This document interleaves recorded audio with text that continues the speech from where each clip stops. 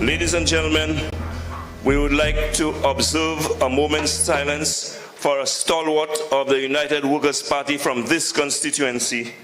We would like to observe a moment's silence for Miss Calixta Emmanuel, who passed away. One moment, a minute of silence, please. I'd like to thank you very much. Please be seated. And now, ladies and gentlemen, let me just further ask that we are recording these proceedings live, but I ask that you, the members here present, please refrain from making any recordings. At this time, I would like to introduce the head table,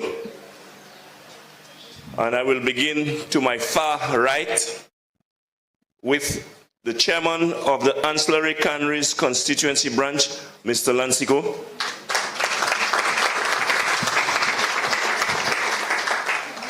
I'd like to introduce the party's treasurer, Mrs. Marcella Johnson. I'd like to introduce the former parliamentary representative and future parliamentary representative for Soufrière-Fonce-Jacques and Senator Harold Stanislaus. I'd like to introduce the former representative and future representative for this constituency, Anse La Raye Canneries, Senator Dominic Fede. Senator Fede is also deputy political leader of the United Workers' Party.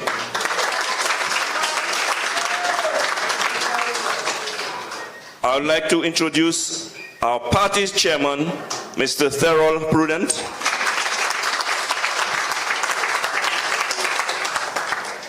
I would like to introduce our elections officer, Mrs. Beryl George.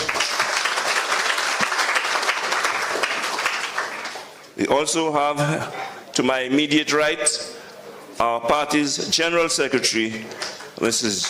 Janine Girodi McIntyre. I'd like to ask Senator Polius. Is there any space for you at the head table? Senator Polius is here with us. I would like to introduce her, the deputy chairperson and future parliamentary representative of Denry North. I'm making the fish cakes. Okay. After the next general election, I will insist that you give me the title of prophet, because everything I'm saying to you will come to pass. I mentioned to you who the future parliamentary representatives are.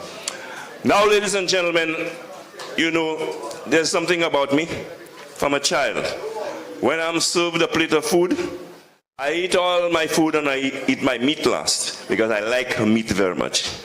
I always save the best for last.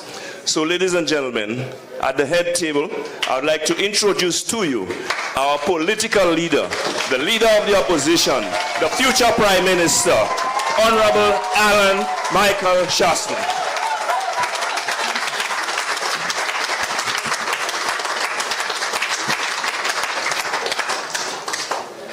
Thank you very much. It's not important, but just in case you didn't know, I'm Spider.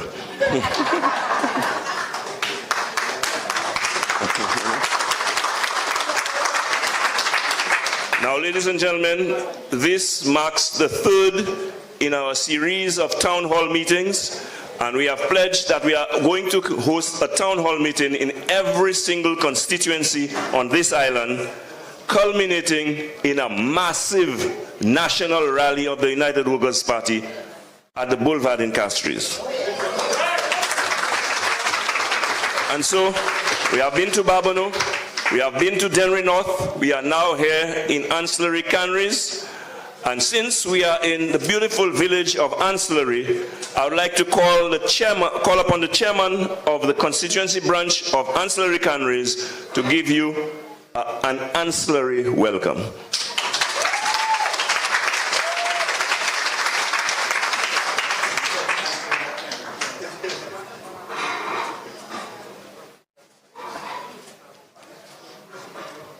Good afternoon, ladies and gentlemen.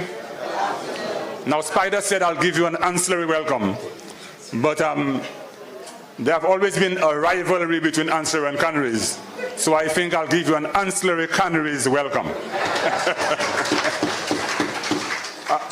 Honorable political leader, Mr. Alan Michael Chasney, Chairman Mr. Ferrell Pruden, other members of the executive, chairpersons of the various constituencies, members of the various constituencies, members of the Ancillary Canaries community, I wish to bid you a present welcome to this, the third in the series of town halls that we have been having all over the country.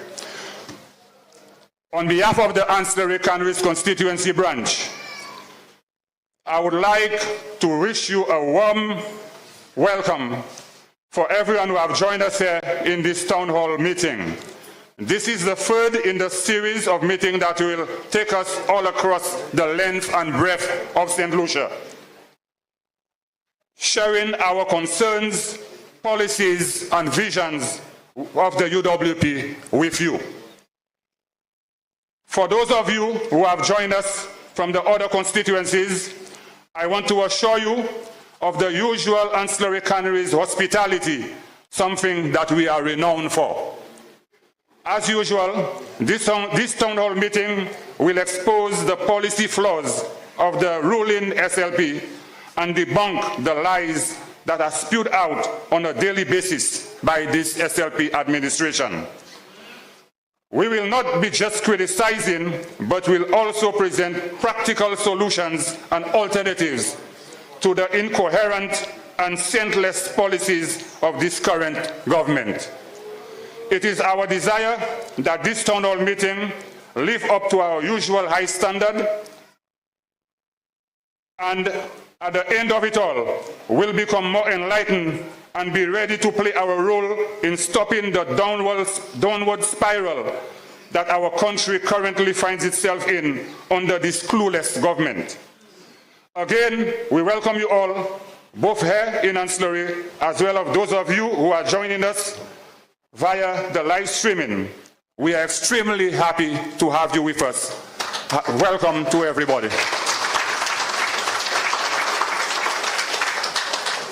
Thank you, Mr. Lansiko. Mr. Lansiko dit qu'on a gouvernement pas ni un clou, j'ai eu un marteau. C'est ça maintenant. Ladies and gentlemen, before we proceed, I would like to remind you that you can visit the United Workers' Party website, uwpstlucia.com. There you can get information as to what is transpiring, what activities we are having. You can get your membership form, and very importantly, you can make a contribution to the party, as you know. Cheval Barakou Saint La Raye. You can make a contribution to the party via that medium. So visit our website to keep abreast with what's taking place with the United Workers' Party, uwpstlucia.com. Before I go any further, I know our political leader has done so, but I would take this opportunity to do so publicly here at this town hall meeting. I would like to congratulate our athletes in Hungary who have represented St. Lucia and who have done us proud. As I said before,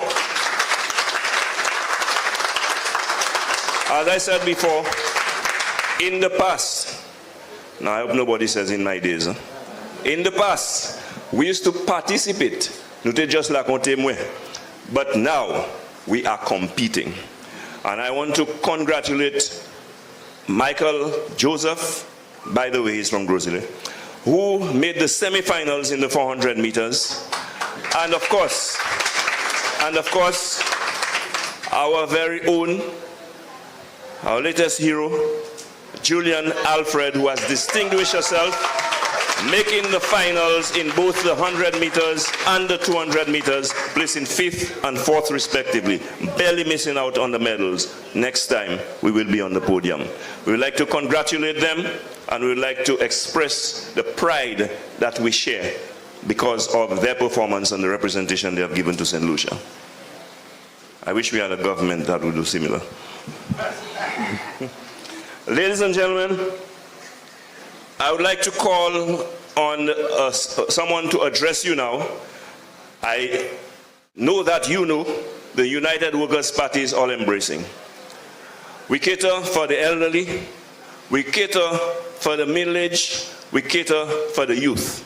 And so to start things off, I think we will start with the youth. I would like to call to deliver some brief remarks, Mr. Cleus Leon. Cliterson. Okay, we have a Cliter. Mr. Cliterson Leos to deliver some remarks. He is the president of the youth arm of the Babono branch. Mr. Peterson, give him a patient hearing.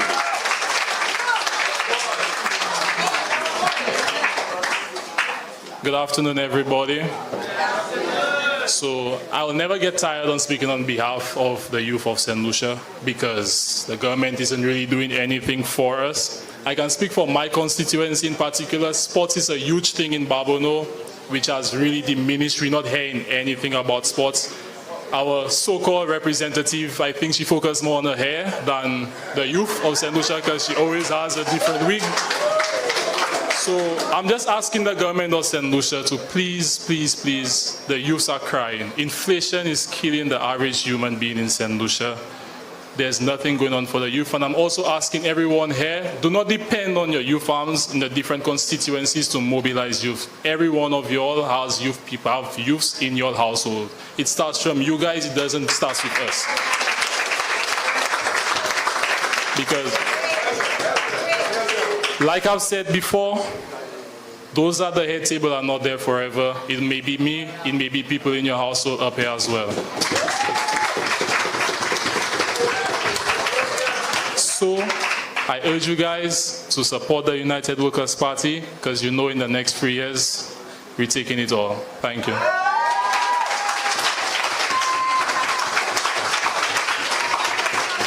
Thank you very much, Mr. Leos. You heard it from the youth. What we do today, yes, we will all benefit from it, but more so, it is the young people who will inherit the foundation that we set today for the future. And so it was well said, Mr. Leos. I want to echo the sentiment that we all have a part to play. We have youth at our homes. Begin to mobilize those youth to stand behind the United Workers' Party. Ladies and gentlemen, I would like to now call on the future parliamentary representative for Soufrière-Font-Saint-Jacques, Senator Herod Stanislas, to address you.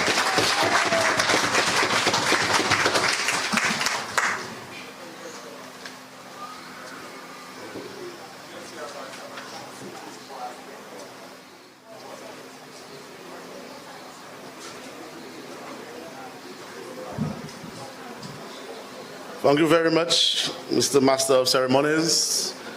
Let me say a pleasant good afternoon to the members of the head table, our political leader, Honorable Alan Chasney, our chairperson, our chairman, and other members of the executive.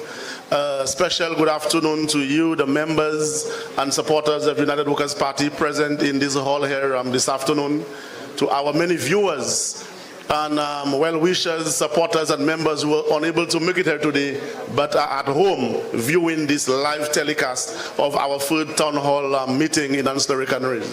A very pleasant good afternoon to everyone. It gives me great pleasure and honor, ladies and gentlemen, to be here this afternoon in Anse La Raye at a constituency which was once represented by Senator Dominic Fede. And I consider his representation for the past 5 years, 2016 to 2021, as the best representation which Anse La Raye Canneries have ever gotten.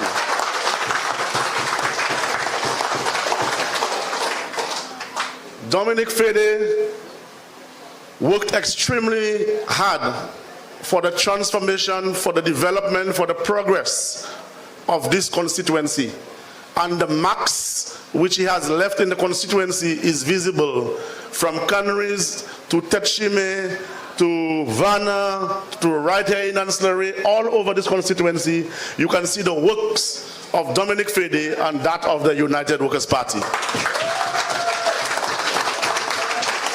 There was no parliamentary representative who was more concerned, who was more dedicated, who was more committed to his people, to his constituency than Dominic Fede. Every cabinet meeting, political leader, then Prime Minister could tell you, Dominic had to say something about my constituency, my people, PM, I need this, I need that. What the people of Anse La Raye canneries, they have been forgotten for too long, and he was agitating for this constituency on a daily, weekly basis. Dominic Fede members was not only the best parliamentary representative for this constituency ever, but this gentleman was probably one of the best ministers of tourism we have ever had in this country.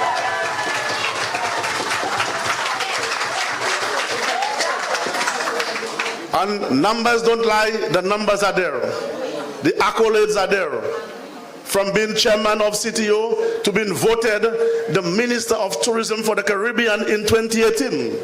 That was Dominic Fede under the United Workers' Party. So Anse La Raye canneries, you all were gifted with a wonderful, wonderful parliamentary representative. But for some reason or the other, in July of 2021, you, the people of Anse La Raye canneries, and by extension, the people of St. Lucia, forgot. We forgot, and I'm going to be coming to the forgets and the forgots as I deliver my presentation this afternoon. As a result of us forgetting in July 2021, there are many families today, ladies and gentlemen, who are unable to even have lunch this afternoon. There are families who had lunch and who cannot even have supper this evening. We have families, we have people in St. Lucia who cannot even pay a bus fare to Castries, who cannot go to the supermarket and buy $20 chicken wings, far less the chicken backs. We have the sufferings, we have the agony, we have the cries of people throughout the length and breadth of St. Lucia every single day. And why? Because we, the people, forgot. And I say we, I am not excluding United Workers' Party, because many of us, many of our supporters, many of you, our members, you did not go to the polls and cast a ballot for United Workers' Party in 2021. Many of you went to the polls and you casted a ballot for the St. Lucia Labour Party. For reasons up to today, I cannot believe, I cannot comprehend.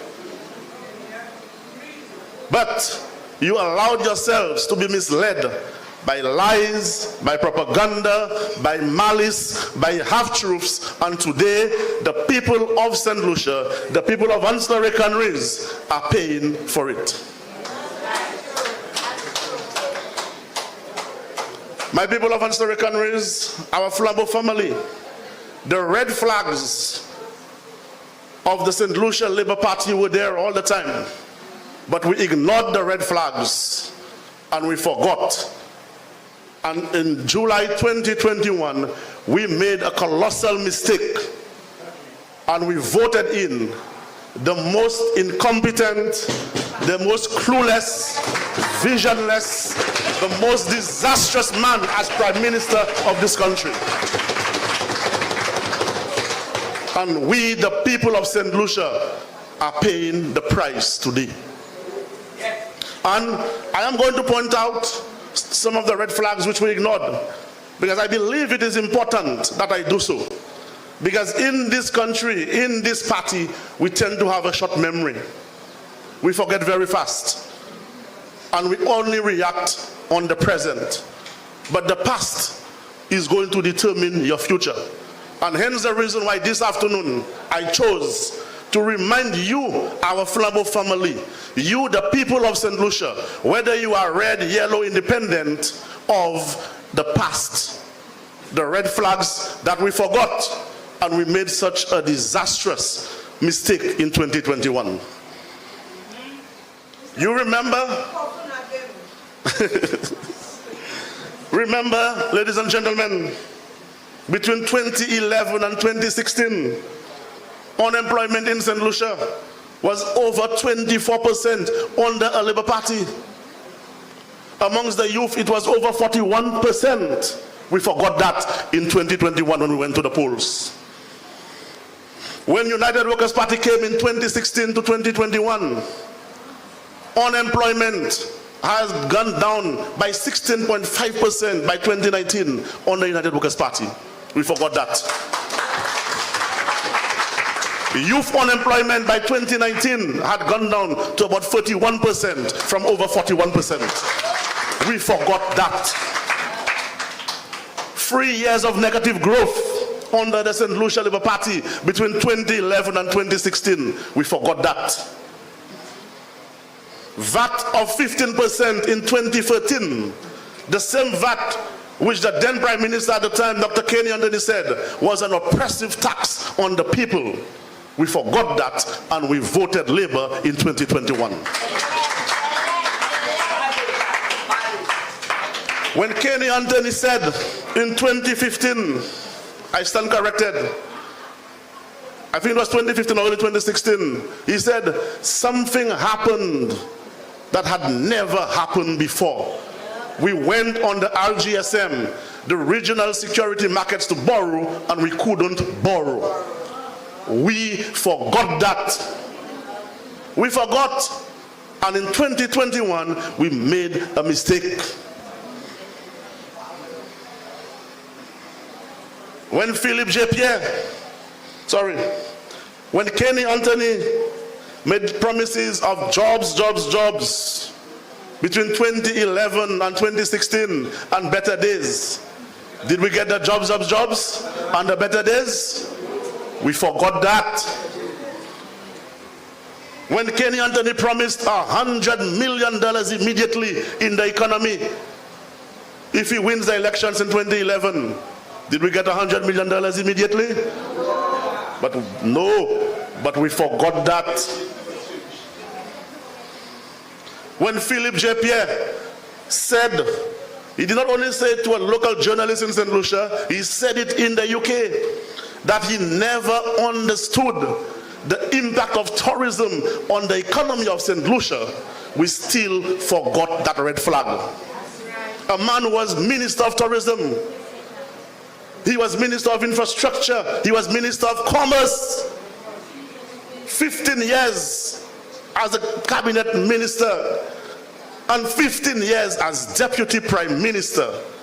It had to take him COVID, a pandemic, to see, to understand, to know the impact of tourism on this economy.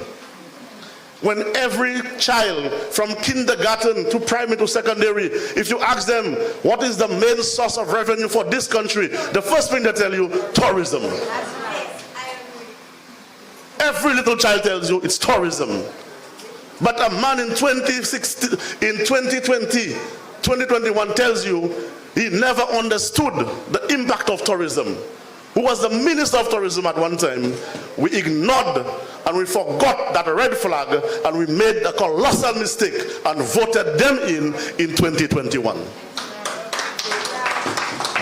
We forgot. Another red flag, and I'm taking my time this afternoon to call it out, because like I said earlier, we have short memory and we are paying for it today. When Philip J. Pierre said that Alan Chasney, this Prime Minister back then, was the only Prime Minister in the world who believe and thinks that tourism will come back again after COVID. Look at tourism. We ignored that red flag and we made the mistake in 2021. 2016 to 2021, ladies and gentlemen, when we were vying for elective office, we made a promise to you, the people of St. Lucia. And when I say the people of St. Lucia, I mean everybody, Flambeau, Labour, Independents, everybody. We promised you 5 to stay alive. You all forget that? We promised you a reduction in VAT. We kept that promise. We reduced VAT from 15% to 12.5%. We removed 2.5% on VAT. We removed it, but we forgot. We promised a reduction in vehicle licensing fees, the increase which the Labour Party had placed on licensing fees. We reduced it, but we forgot that. We said that we were going to give an amnesty on hospital bills as part of Fight to Stay Alive. We did it, but we forgot. We said we were going to double the school feeding and transportation subsidies. In 2016, we did that, but we forgot that United Workers' Party did it, delivered on that promise. We said that we were going to waive property taxes for 3 years. For 3 years, we did, and we were able to deliver on Fight to Stay Alive within 2 years of governance in this country.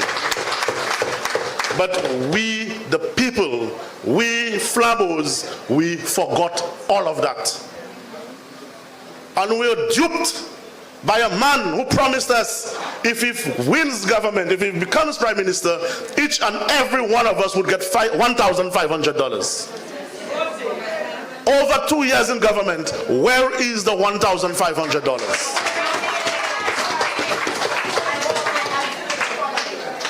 A man who promised anybody who is owed up to $5,000 in income tax returns, he would pay it within 90 days. It's over 2 years, over 700 days. We cannot get that refund from Inland Revenue. A man who's promised that anybody who was going to earn $4,000 a month, $48,000 a year, you wouldn't pay income tax. Where is that promise? Where is that promise? But we forgot the Fight to Stay Alive, which United Workers' Party delivered to us in 2 years between 2016 and 2018.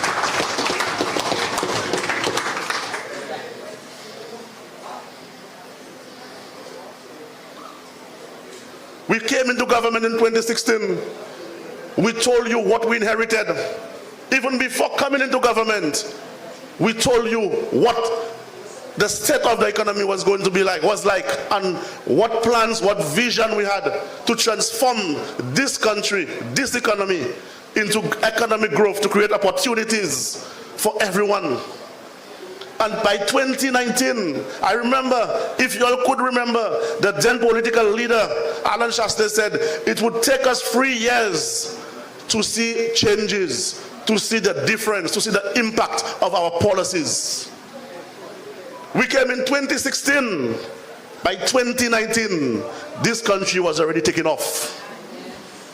We had recorded the highest revenue of over $1 billion. Unemployment was down. Economic growth. Businesses, you all remember all the businesses which was closed between 2011 and 2016? In the south and all over the island. The contraction in the economy. People had lost confidence in this country, in this economy, under Labour. By 2019, it was different. St. Lucia was already kicking off. St. Lucia was already the envy of the rest of the Caribbean. And we achieved all of this under the leadership, the stewardship of Alan Michael Shastley and the government of the United Workers' Party. But we forgot all that, ladies and gentlemen. In March 2020, this Prime Minister, former Prime Minister, and the men and women of the United Workers' Party were tested like never before. When we had COVID-19, a global pandemic, the world had never experienced this before in modern history. There was no playbook, there was no manual. When you go and buy a television, you have a manual that tells you, this is the way, it shows you the remote, it tells you which button to put it on, to put it off, for settings, for channels and so on.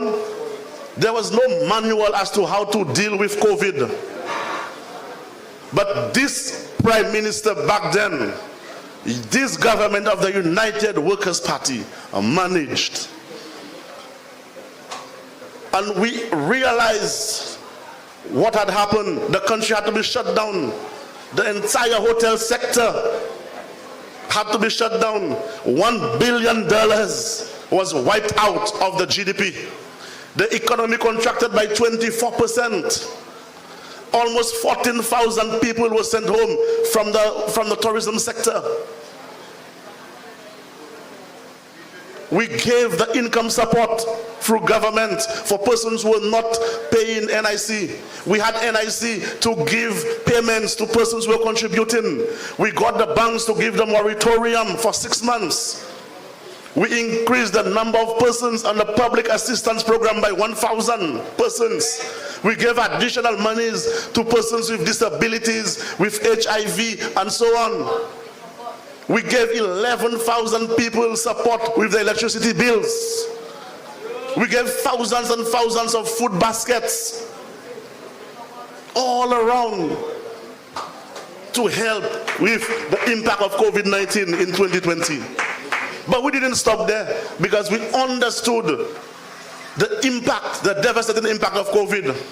And we said you have to balance lives with livelihoods. The Labour Party was in an uproar about lives and livelihoods. We said if we do not protect the jobs of the people of St. Lucia through major economic interventions and social interventions, the consequences will be even worse than persons who are going to lose their lives. So there had to be a balance. And what did we do to balance it, ladies and gentlemen? We forgot what was done by United Workers' Party and our then Prime Minister. We had a social and economic program in place. And I have outlined to you what some of the things we did socially and economically. We said we are going to undertake infrastructure to put people back to work. Even persons who had the hotels, if those hotels had to do renovations and so on, and with the infrastructure taking place, they would get a job there. We had lost revenue, but we said we have the, I remember we had a DFC program. We selected 3 contractors, each contractor to come up with $50 million. That's $150 million. To pump into the economy, into road construction throughout the length and breadth of St. Lucia. We had shovel-ready projects. We had the airport, we had St. Jude's, we had some other projects going on. This was not costing taxpayers a dollar. We had all of those going on just to help, but we forgot all of that in 2021. The same Labour Party, they knew that the monies we got from the World Bank, from the CDB, and from the IMF was for budgetary support. If I'm correct, political leader, it was about 300 million EC. It was for budgetary support. It was not to go into projects or paying your debt. It was to pay salaries and some of your payables. The Labour Party knew that. And what did they say? What did they do to play in the heads, in the minds of you, the people of St. Lucia, you, our fellow members and supporters? Give the people their money. That was the cry. Give the people their money. Give the people their money. As if the $300 million was supposed to just go into the hands of every St. Lucian, when they know we were collecting about $100 million worth of revenue monthly. And because of COVID, because of the shutdown, we were only collecting about $33 million a month. And every civil servant, everybody on the government payroll, they got their salaries, and they got it on time. On the United Workers' Party. interest on debt, principal on debt was paid on time under United Workers' Party. We never defaulted. But we, the people, forgot all about that. And in 2021, we allowed lies and propaganda to mislead us and make a colossal and disastrous mistake and elect Philip J. Pierre as Prime Minister of this country. We forgot.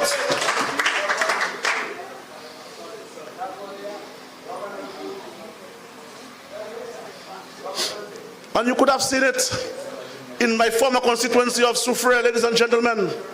We came with a plan, we came with a vision, because we knew where we wanted to take the constituency.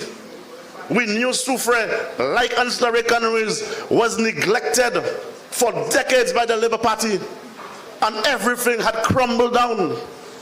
So the interventions that took place in Soufrière, infrastructurally, all the roads we did at New Development, at Esperance Diamond, what we were going to be doing at Belfont and Boisden, this was to create opportunity, not only employment opportunities for people, but give people an opportunity where they could invest into their properties, into their lands, and so on. Open up the constituency for further development, for village tourism and all of that.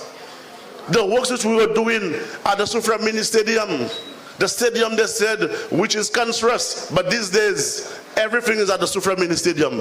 Labour is in power, Labour is in government, the mini stadium no longer gives cancer. All of that was part of building a sporting infrastructure throughout the length and breadth of this country, and having the lotto to undertake the programs of training, nutrition, sponsorship, and so on for our athletes. The Sports Academy in Grosile was all part of this program. But we allow Labour to fool us and tell us that this government is paying Lockerbie $40 million. Far from the truth. Far from the truth. The gentleman did not even get $1.5 million consultancy. The monies went into the infrastructural aspect of the facilities, the civil works, the purchasing of the materials, the installation of the materials. We allowed them to fool us. We forgot all the good, all the transformative works, and we voted them in. Ladies and gentlemen, today, the cries of frustration, the cries of regret, the cries of not me again, the cries of I was not the one who voted for them, the cries of they fooled me, all over St. Lucia. And all of that is as a result of us forgetting. And that is why I'm saying the past is what is going to determine your future. You cannot gamble the future ahead with Philip J. Pierre and the Labour Party. We have seen that this is the most incompetent Prime Minister in this we've ever had. We've seen it. And I flagged it in 2019, I believe, in Parliament. When I told the people, I told him, I told St. Lucians, if you look at this man's constituency for 20 years as a parliamentary representative, do you believe he has the capacity, he has the ability, he has the know-how to manage 17 constituencies?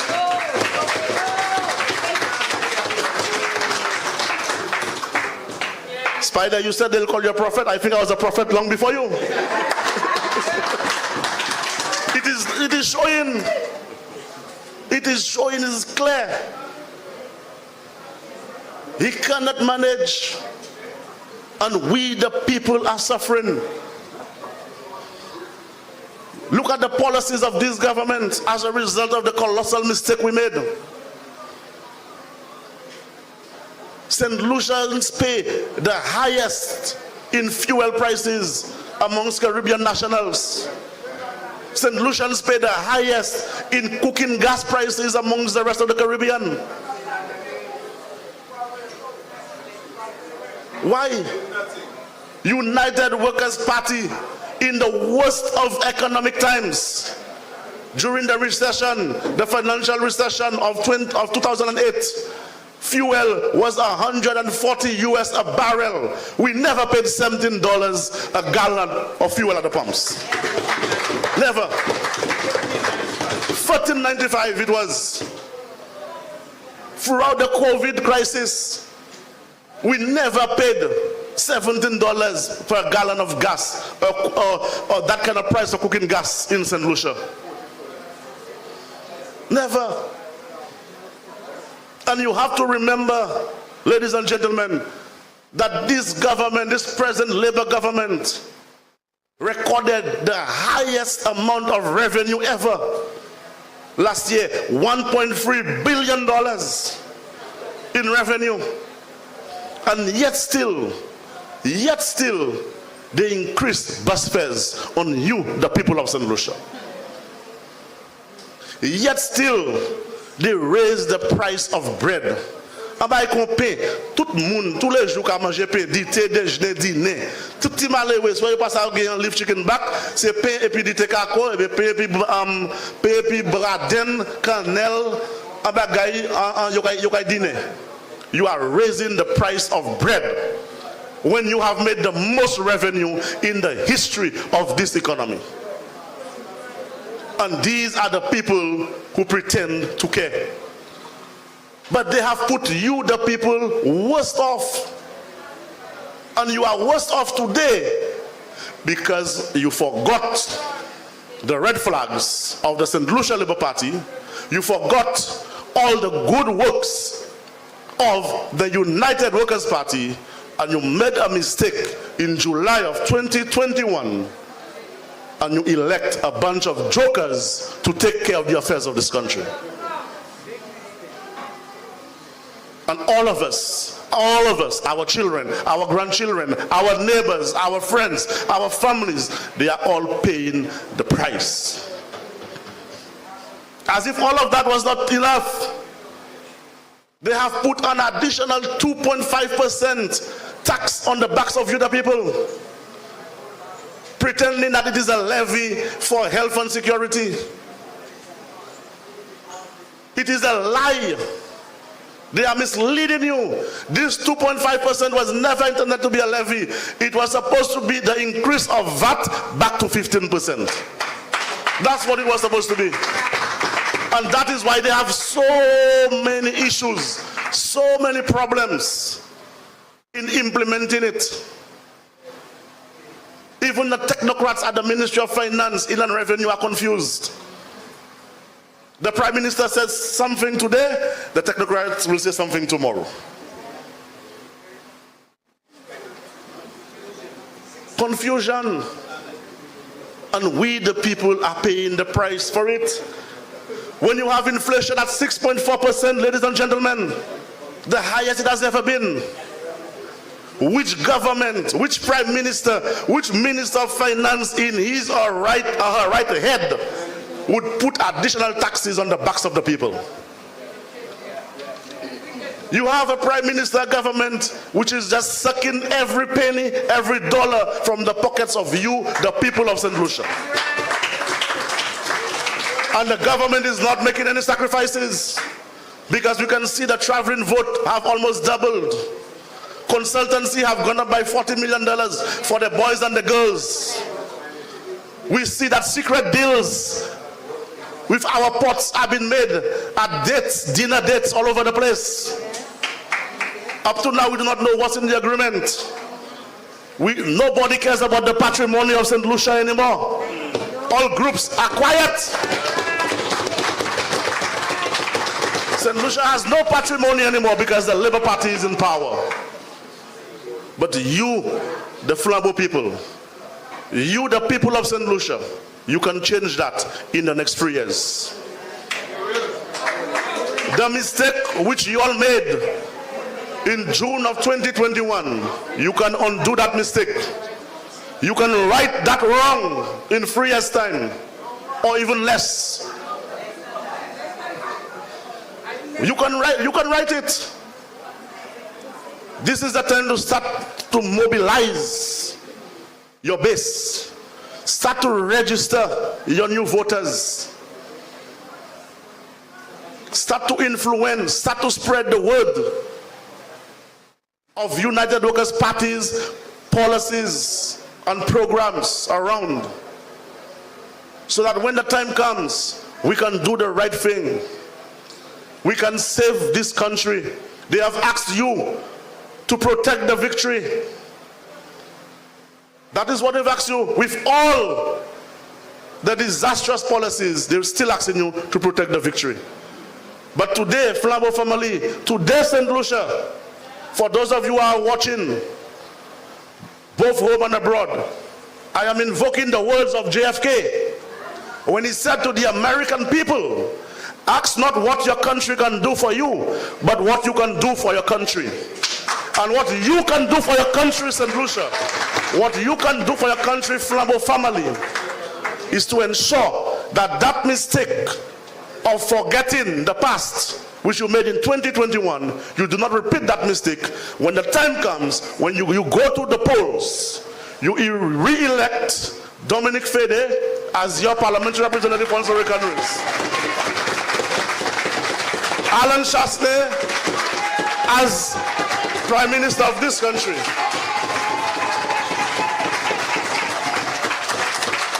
And your humble servant, guaranteed, will be elected again as the parliamentary representative for Soufrière Foncéchak. So do not be disheartened. The mistake is in the past. We are looking at the future. The future is ours to safeguard. Safeguard that future with Alan Chastanet as your next Prime Minister and United Workers' Party as your next government. I thank you. Good night.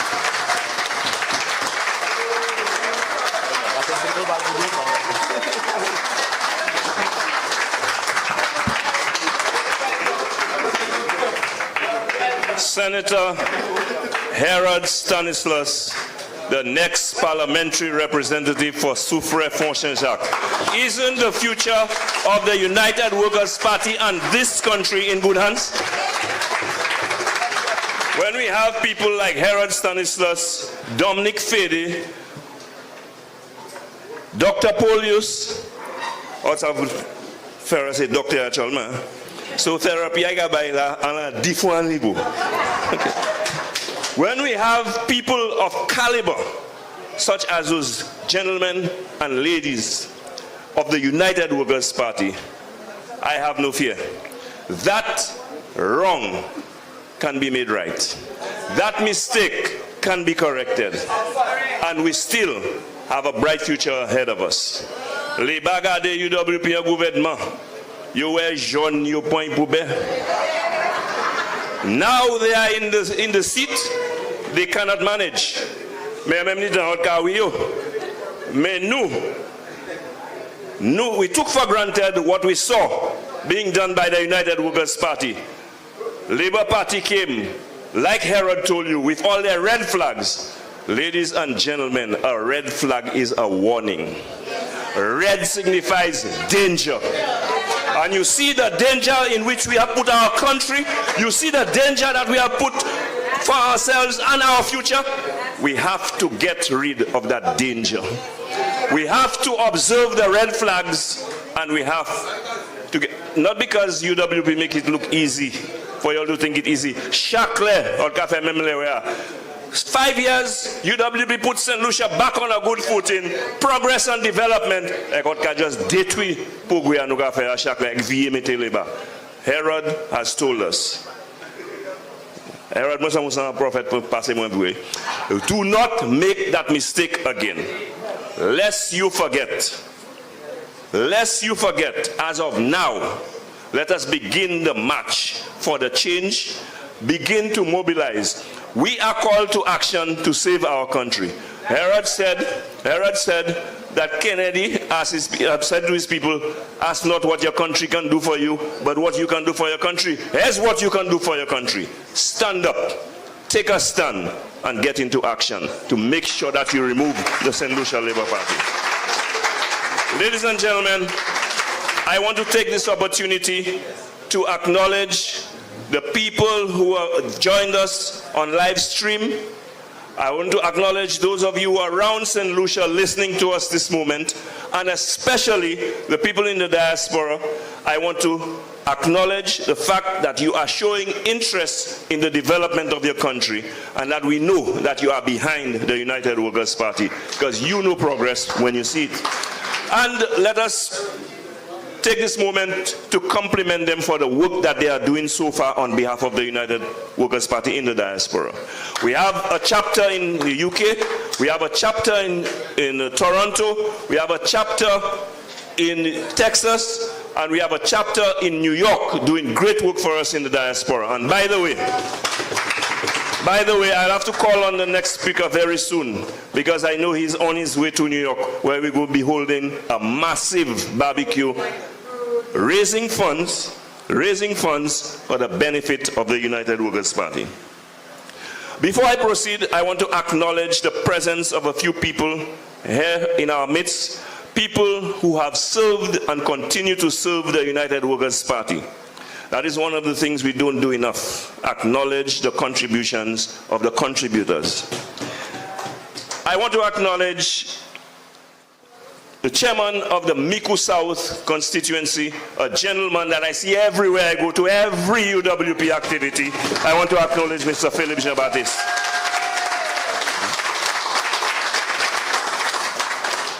We have with us the deputy chairman of Castries Central, Mr. Mata, another gentleman who has been with us for a long time, making his contribution. Mr. Mata, take a bow.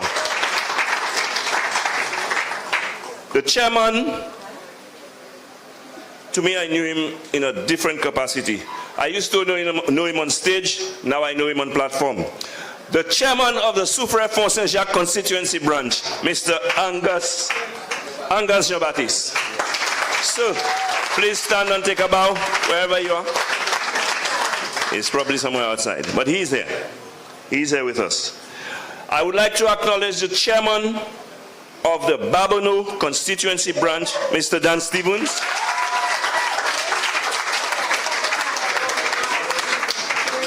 I want to acknowledge another gentleman who has been here with us through thick and thin. One of our trustees, Mr. Sean Obertin. Please stand and take a bow. Another long-standing stalwart who is also a trustee of the United Workers' Party from the Miku constituency, Mr. Andy Roberts.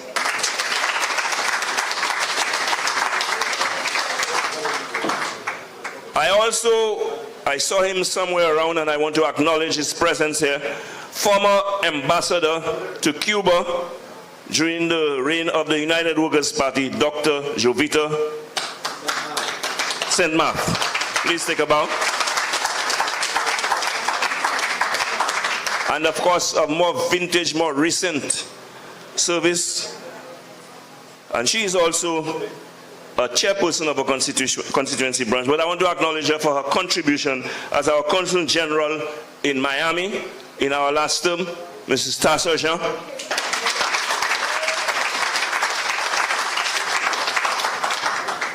I also want to acknowledge trustee Mr. Felix de Turville. Now I know you don't know who I'm talking about. Let me tell you who I'm talking about. I'm talking about Champagne. A man who keeps the campaign going. Champagne. Ladies and gentlemen, I want to compliment a few people. Because Mahamati, moi c'est on a des qui c'est ça qui est bon bloc dernière fois là tout. Avec des les au bon bloc qu'on a setting vous zèle ou cassé. Avec chè ou croisé. But there were some soldiers who kept the fight from day one, who decided that the United Workers' Party, for what it has been, for what it has done, and what it means to St. Lucia, they will not allow it to die. And so they kept the fight, and from day one they stood out there on Sky FM, people like Norbert Williams, people like Dr. Secret, and another giant in that fight. Well, of course, our present chairman as well, but another champion in that fight was the very gentleman, I can't remember his name, but you know him as Champagne. I would like to call Champagne. Champagne, you need to say a few words to the people. Come up and give us a brief address. Ladies and gentlemen, a round of applause for Champagne.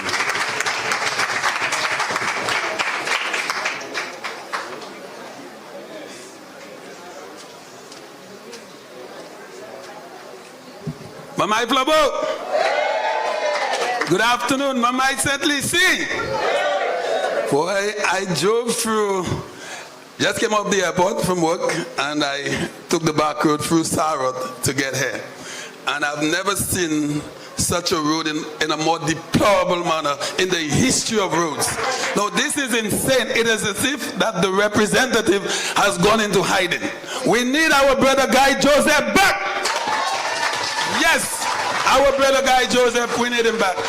Good afternoon, everyone. Good afternoon all over the world. We want to say a special welcome to all those on my brother Spider. Give it up to my brother Spider. Because I will tell you what. They only allow me 5 minutes, but I have to say something here.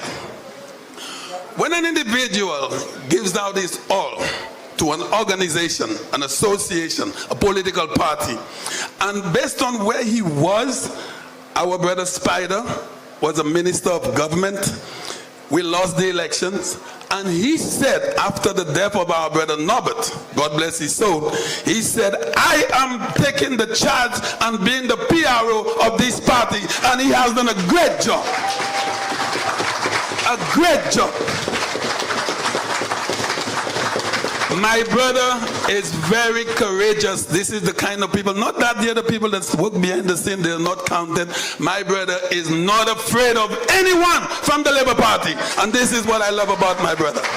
Anyway, let me acknowledge all the representatives of Sky FM, because like my brother Spider said, all of our beautiful men and women, immediately after the elections, we didn't fold.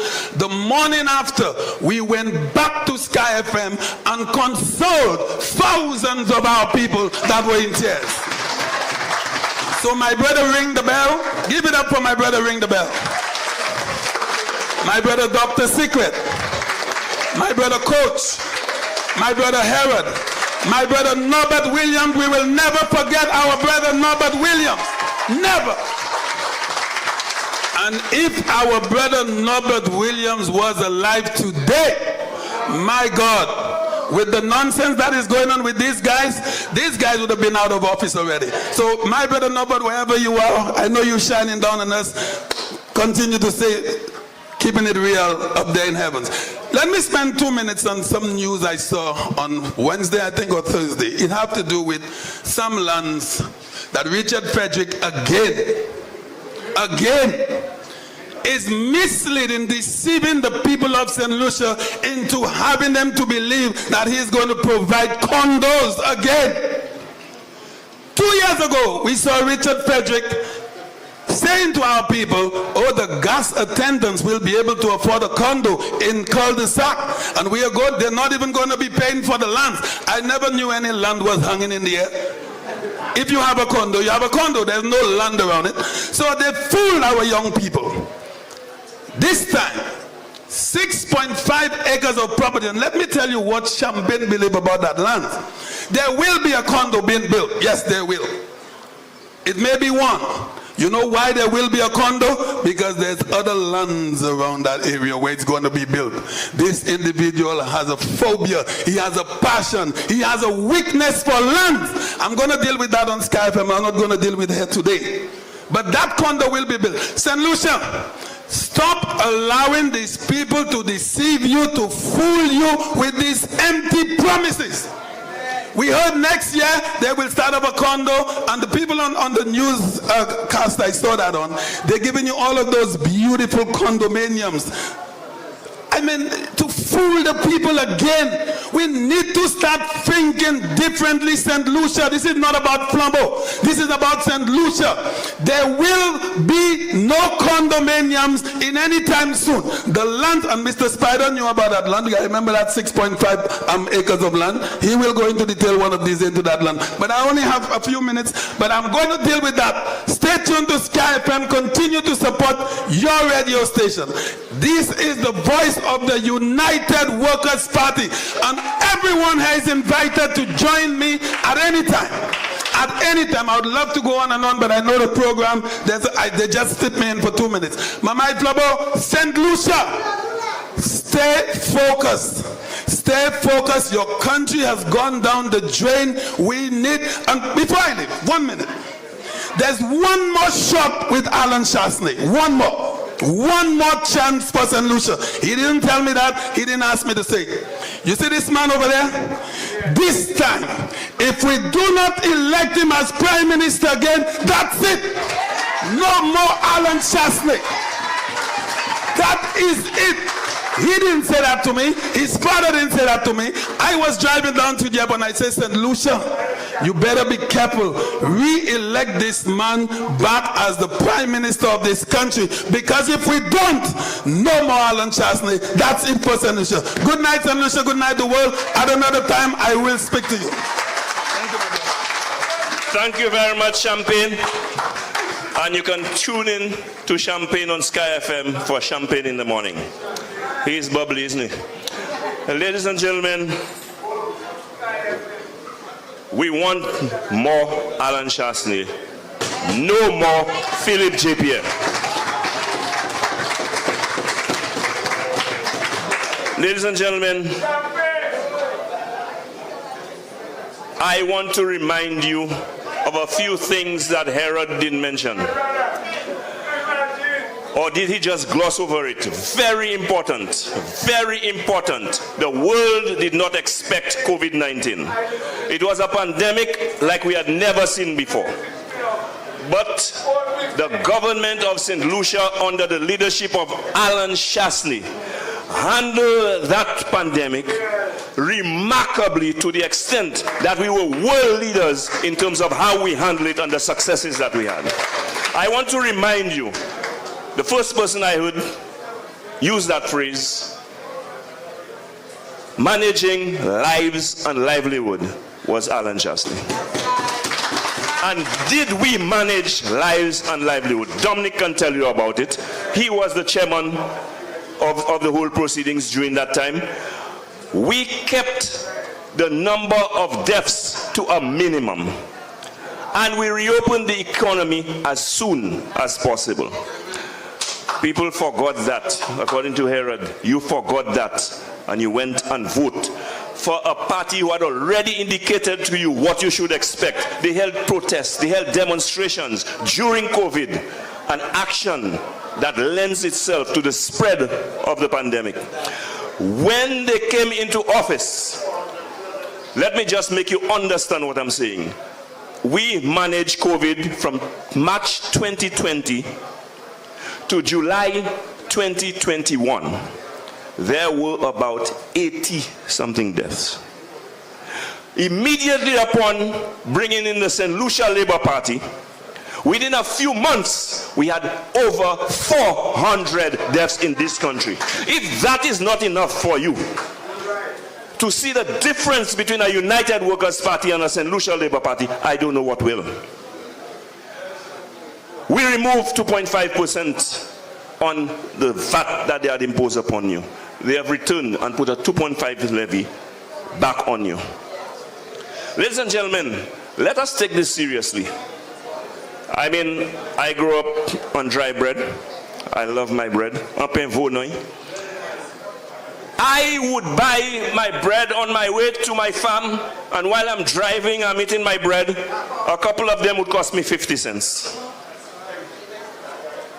Today, when I stop at the bakery with my 50 cents, I can only get one loaf. Now, if I am crying, what about the single mothers who are unemployed with children to feed, who have to give them bread in the morning before they go to school?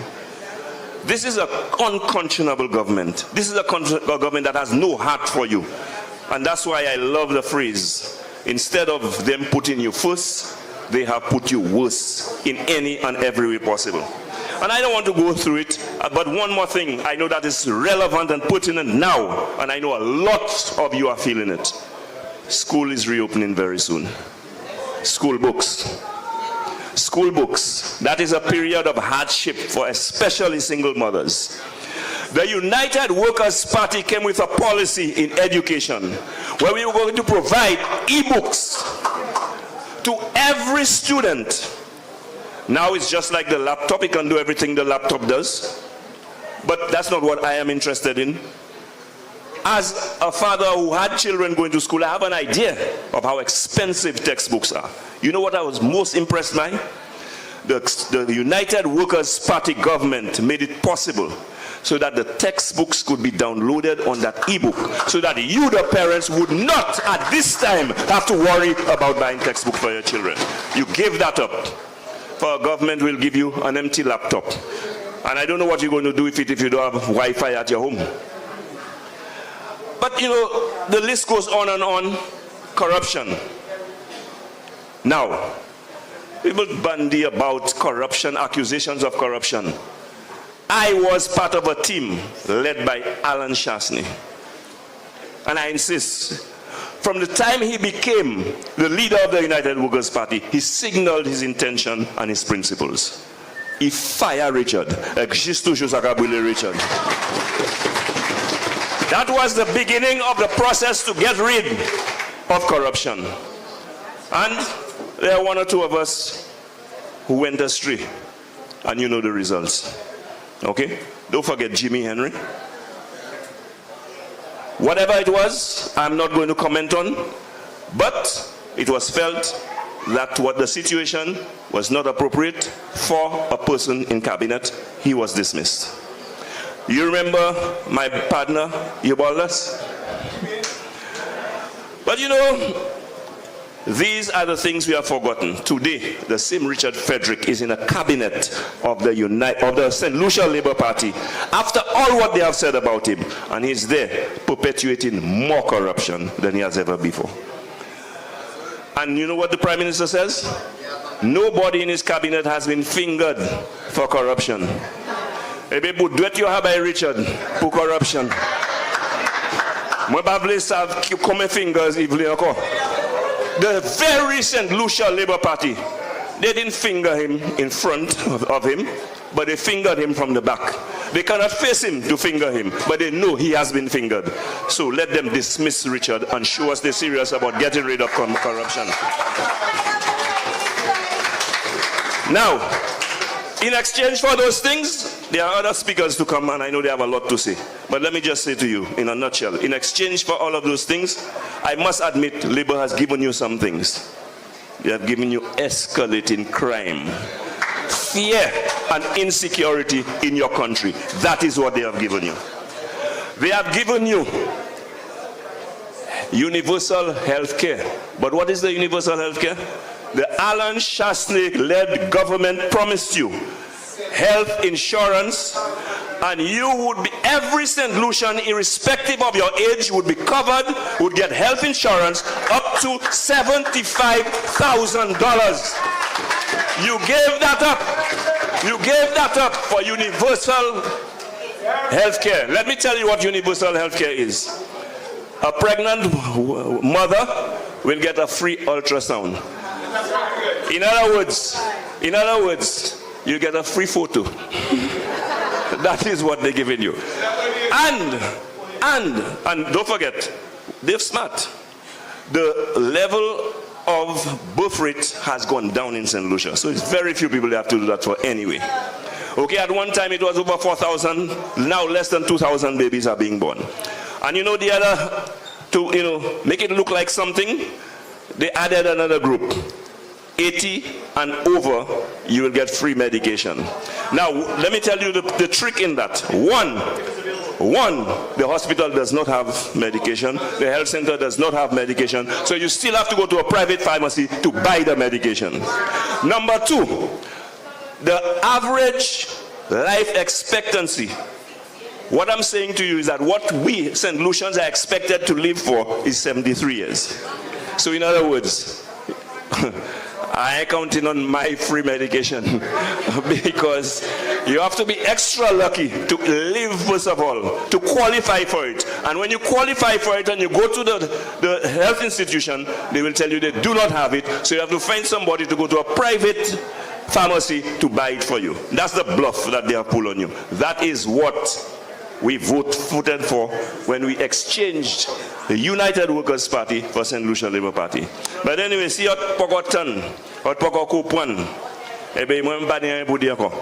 Now, ladies and gentlemen, I would like to call on our next speaker.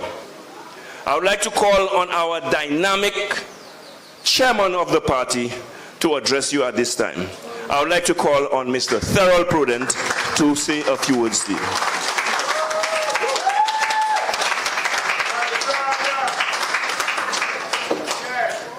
Thank you, Spider. Mamai Flabo! Esnupawe! That's not good enough. Mamai Flabo! Esnupawe!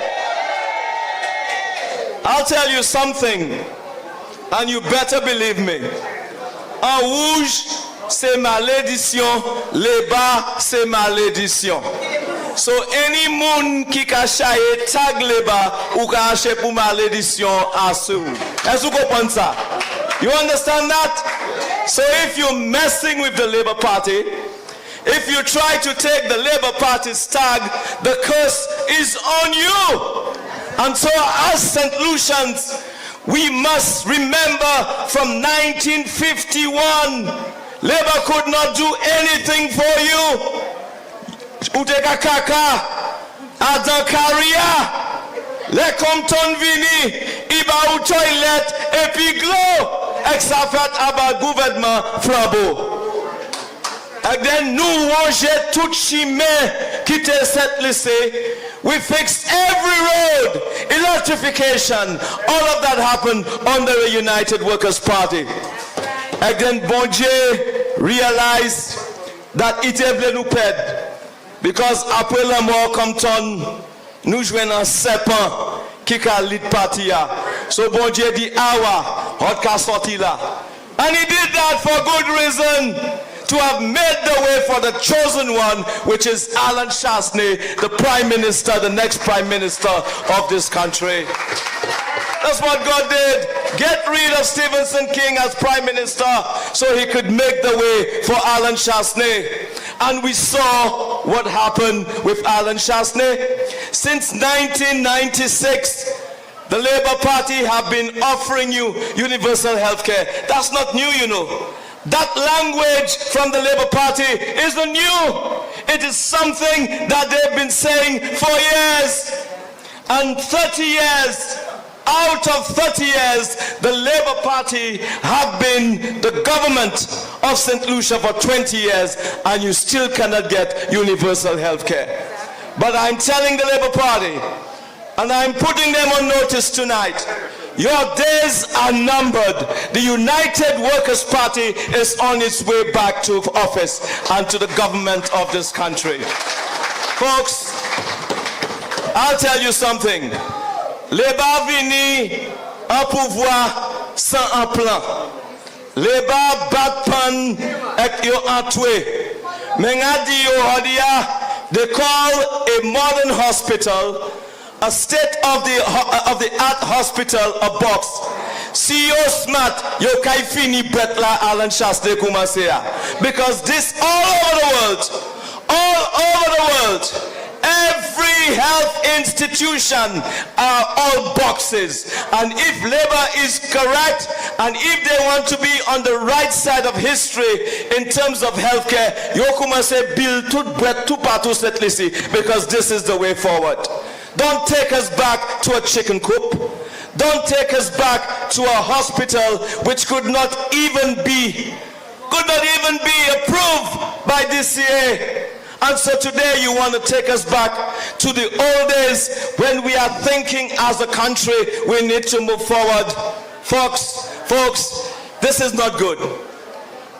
Have you realized the kind of weather we're having in St. Lucia? It's the most sweltering, blistering summer of all times. Am I right or wrong? Si mamati di mamati ngayasis. Mamati? All right. And guess what? You sitting down ukaswe.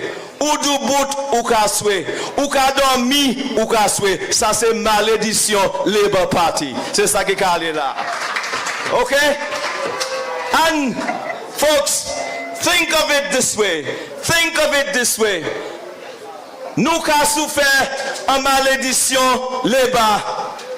And I'm saying to you, not only are we sweating, not only this is the most sweltering summer of all times in this country, guess what? Nous qu'a promis en bas-les-bas.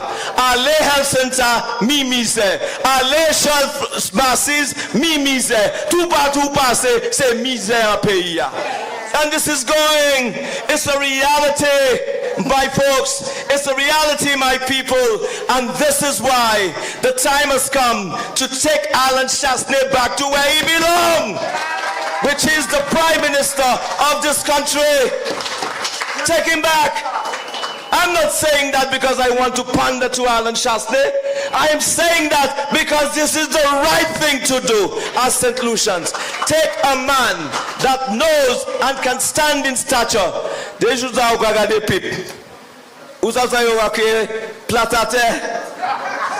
Platate. Look at Philippia. Timisia Hatune. Platate. Platate. Diminishing. Decline. Leidu butla se yusalai pa mepsaki saki antemli. Si se baba se antem babedas. Si se antem yeki debi fe pam pam pam. Ihaniti ba liboche. Heart attack. Wobana. Heart attack yagapamisia because isab ipala pulota. He knows that he is not there for very long. And so since he knows that he's not there for very long, and he knows Alan Chasney, he's dreaming of Alan Chasney whispering in your ears, your time is up. Your time is up. Whispering in his ears that your time is up. But your do say spirit. Pas spirit or spirit you will more to say more you live here. This agapala at you. You understand that? Good. Now, folks, we have a country that is ridden with crime.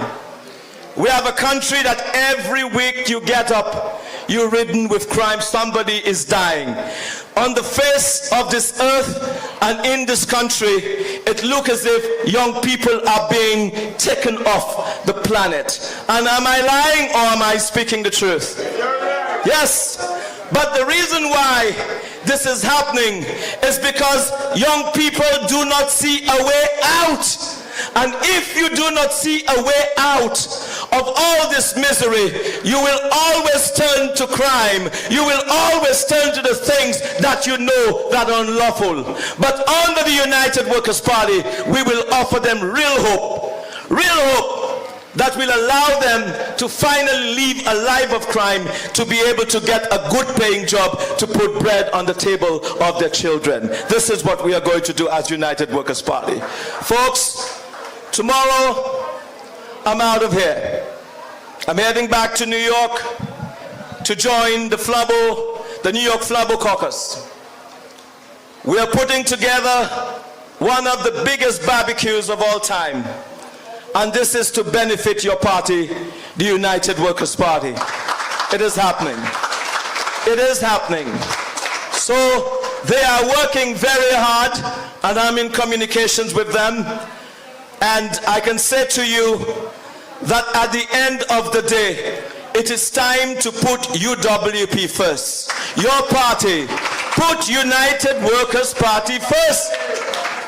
Put United Workers' Party first and its affiliates, because at the end of the day, my folks, no party can win an election without money. No party can win an election with indiscipline. No party can win an election without focus. The only party that can win an election is one that remains focused on the mission. And the mission is to win the next general elections. Are you with me? Yes. And when I say get ready, I say get ready for the purpose that elections could be tomorrow. The Labour Party understands very well that their time is numbered. It's numbered. And so they understand if they have to go all through the next 3 years, chances are they will not win one seat. So the possibility of calling a snap election to save them is there. Are you understanding what I'm saying? So as UWPs, we must be ready. We need to put our house in order. We need to continue our training. We have to offer ourselves as volunteers for your party, the United Workers' Party, because we alone here on this stage cannot do it. We need every one of you that call yourself Flabo to be part of what is happening. Folks, it is an exciting time. An exciting time for me as the chairman of your party. You did not elect me to fool around. You elect me to work with Alan Chasney, and one of the hardest working executive that the party has ever had, which is to bring about the kind of fundamental changes that you need in this country and in our party. And I promise you that not one of them, St. Lucia Labour Party, will be left to go free. We will hold every single one of them accountable for their deeds during the last couple of years and how many more years that they have. And folks, this evening I want to give you hope. I want to give you the courage to fight, because we need that courage to be able to debunk their nonsense. We need the courage to be able to stand up as one and not as divided party, but a party that is ready to form the next government of St. Lucia. Are you with me? And last of all, because I will not abuse my time, I'll not exploit this thing, all I can say to you is every one of you, every single one of you have a role to play. And don't believe you don't. But the moment you start to divide, we will fail. You hear me? The moment you start to divide, we will fail. But if we unite among a common cause, which is the cause of rescuing this country, the cause Poutiwe malédiction leba à sous pays sala, I am telling you, we are marching on to victory. And thank you very much. Thank you very much, Mr. Chairman. Thank you. Now, it's a rallying call for all of us to take a stand and rally with our party. Now let me say this. Champagne said something earlier on. I have to comment on that. Champagne said that I am fearless. But the question I want to ask Champagne, what is there to be afraid of? Everything I'm afraid of is happening right now. What is there to be afraid of? The bad roads, I'm afraid of putting my old van in it. I have to do it every day. I was afraid of the cost at my age that will it take for me to get a little health coverage. I have to deal with it. The corruption that gives our country a bad name and might affect investment in this country, we are dealing with it. I am afraid of a government that is victimizing us. It is happening already. What is there to be afraid of? You have anything to be afraid of? Your dollar has lost its value. The cost of living is sky high. What is there to be afraid of? People, just take a stand, okay, and do something about the situation in your country so that you stop living in fear, okay? And the thing we're most afraid of, the crime situation. Let us ensure that we have a set of leaders, a team of people who themselves have the authority to speak on crime and to deal with crime. When you have people at the top who themselves are criminals, they cannot address the subject of crime. What is there to be afraid of? I'll tell you one more thing. You had to be afraid of, but it has already happened. You had to be afraid of St. Lucia being dealt a bad card. On the 26th of July 2021, St. Lucia was dealt a bad card. St. Lucia went from an ace to a joker. We were dealt a bad card. Ladies and gentlemen, let us do something about it. The time is now And the action is for you to take that stand to ensure that it happens. And I say, let us bring back an ace and remove the joker. Ladies and gentlemen, could you join me in welcoming the political leader of the United Workers' Party, the leader of the opposition?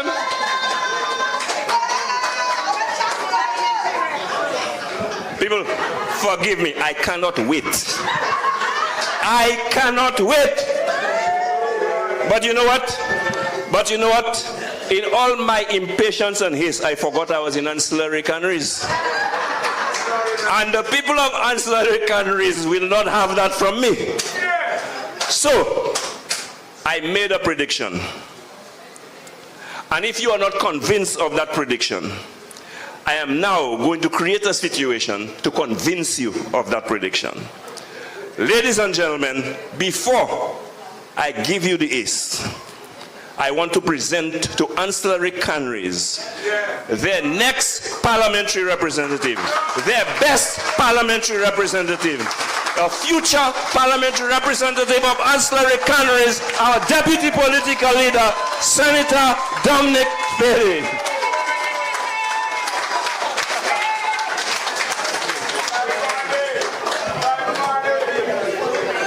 Well, I think you would agree that Chasney is a lot taller than me, right?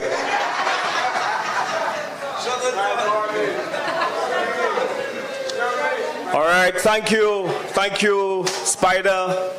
Thank you to the community of Anse La Raye Canneries constituents. Where are you today? Let's hear you. Where are you, Anse La Raye Massive? That's how we bring it down. Now, there's a lot to say tonight. And I'll go straight into business because we have a lot to discuss.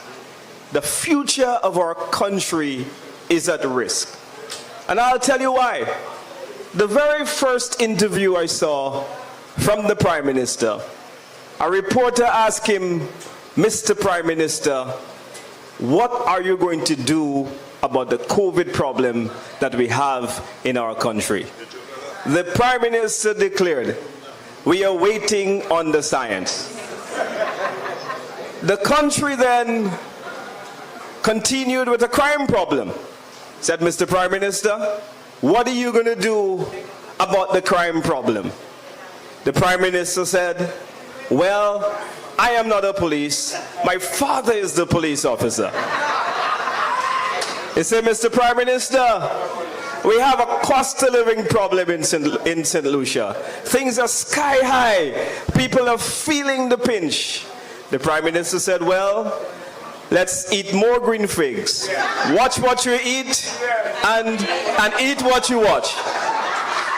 And you tell me this is not a joker running our country? Oh my God. So, Mama Flabo, we came from having one of the best prime ministers in the Caribbean to now having the worst prime minister in the entire Caribbean. That is the point that I'm making here this evening.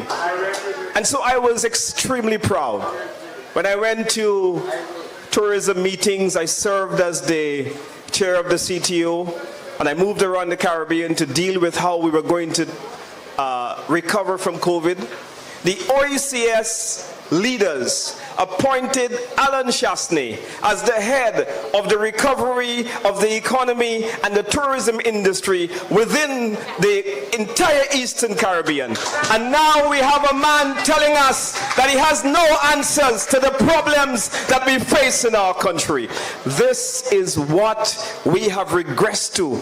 This is how bad things have become in our country. There is a big leadership deficit in our country right now. That's why crime is sky high. That's why the economy is in such shambles. That's why they have no solution to deal with the many problems that are afflicting you, my brothers and sisters. That's why the hospital has no medication.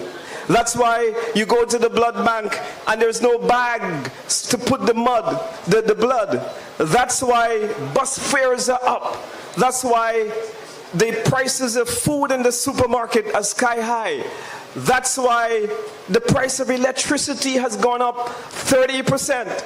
That's why the price of cooking gas has gone up more than it has ever been in the history of this country. How is it that a minister of finance can tell the people of this country that he can do nothing about the inflation problem which is afflicting the country?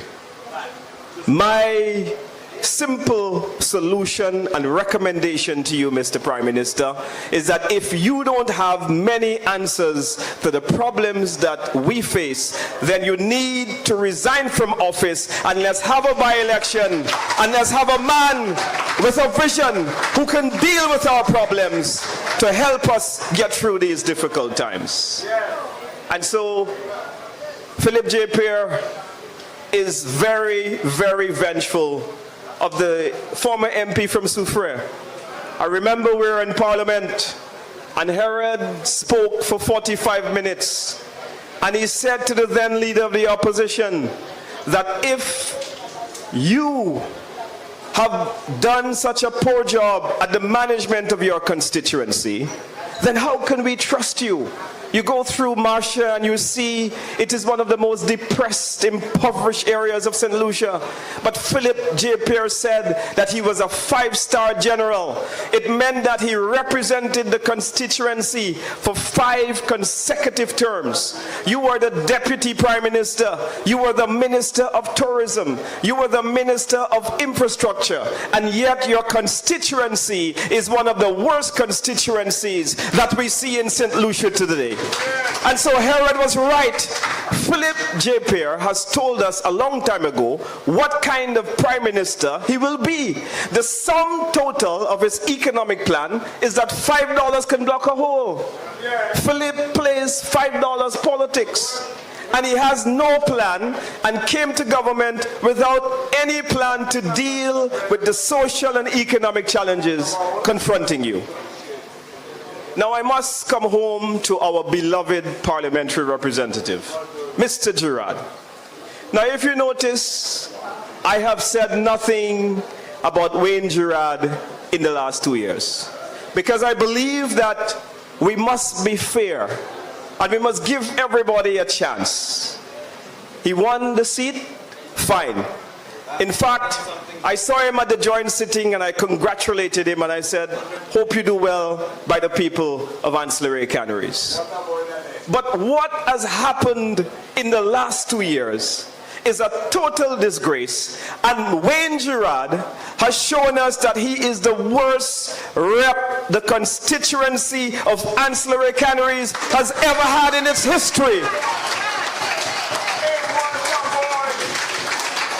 People have a funeral, you don't show up. There are people in the constituency that say that they have never seen Wayne Gerard. They don't know who Wayne Gerard is. He has not made the time to go to their homes, to find out what their problems are, to find out what their challenges are. You have people who need help in this very difficult time with the school books. And there is an absentee representative. My recommendation to you that if you do not have the time, then you too should resign from the job and cause a by-election to happen in Anse La Raye so that the people can elect a representative that they really want. So Mr. Gerard, you are worse than Dr. Long. Who was the worst before you? The Labour Party has used this constituency for too long to win the seat, and whenever the people of Anse La Raye would give the Labour Party an opportunity, then they turn their backs while they were in government. I'm saying to you, Mamai Flabo, enough is enough. We must send a clear message to Gerard and company that we are not pleased with what has happened in our constituency. It's been 2 years now. 2 years, and Wayne Gerard and the Labour Party, all they have done in this constituency is the STEP program. All they have done is STEP. And if I lie, please call me a liar. All they have done is STEP. we left this constituency with a master plan for economic development through the village tourism program and other programs which we were having. We built the mini hotel, and while the hotel was being built, the then candidate for the Labour Party, Wayne Gerard, said that we were building a brothel, that Anse La Raye had no tourists. And why were we building a hotel in Anse La Raye? Why were we building a restaurant in Anse La Raye? Why were we redoing the fish fry building? Could you imagine a man that seeks to represent the constituency, rather than believing in its promise, rather than believing in its people, rather than believing in the wealth of tourism assets that abide in this constituency? Wayne Gerard said that the mini hotel was going to become a brothel within the community of Anse La Raye. Now, this is the kind of representation that I'm talking about. A guy who came to government without a plan. Up to now, he has not sat in a forum like this and say that in 5 years, these are how many jobs I would like to create. These are how many roads I would like to build. These are how many scholarships I would like to give.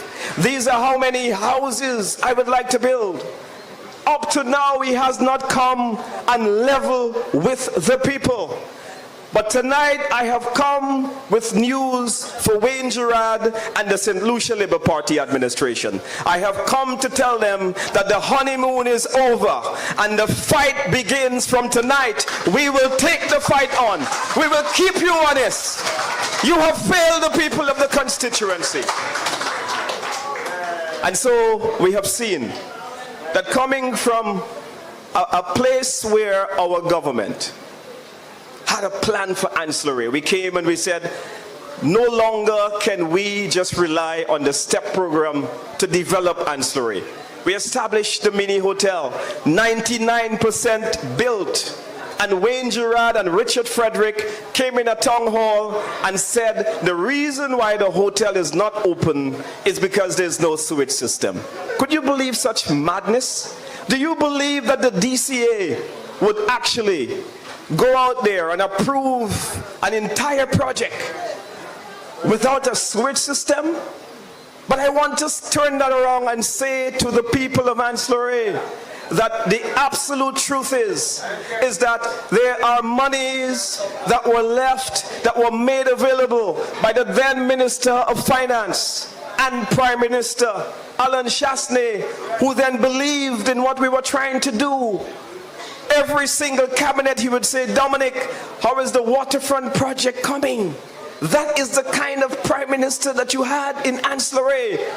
How is the waterfront project? How is the restaurant coming? How is the fish fry building coming? We completed the fish fry building, and it took the Labour Party 18 months just to put electricity on the building. And if it wasn't for CC who went on Facebook, they would never open the fish fry building. And the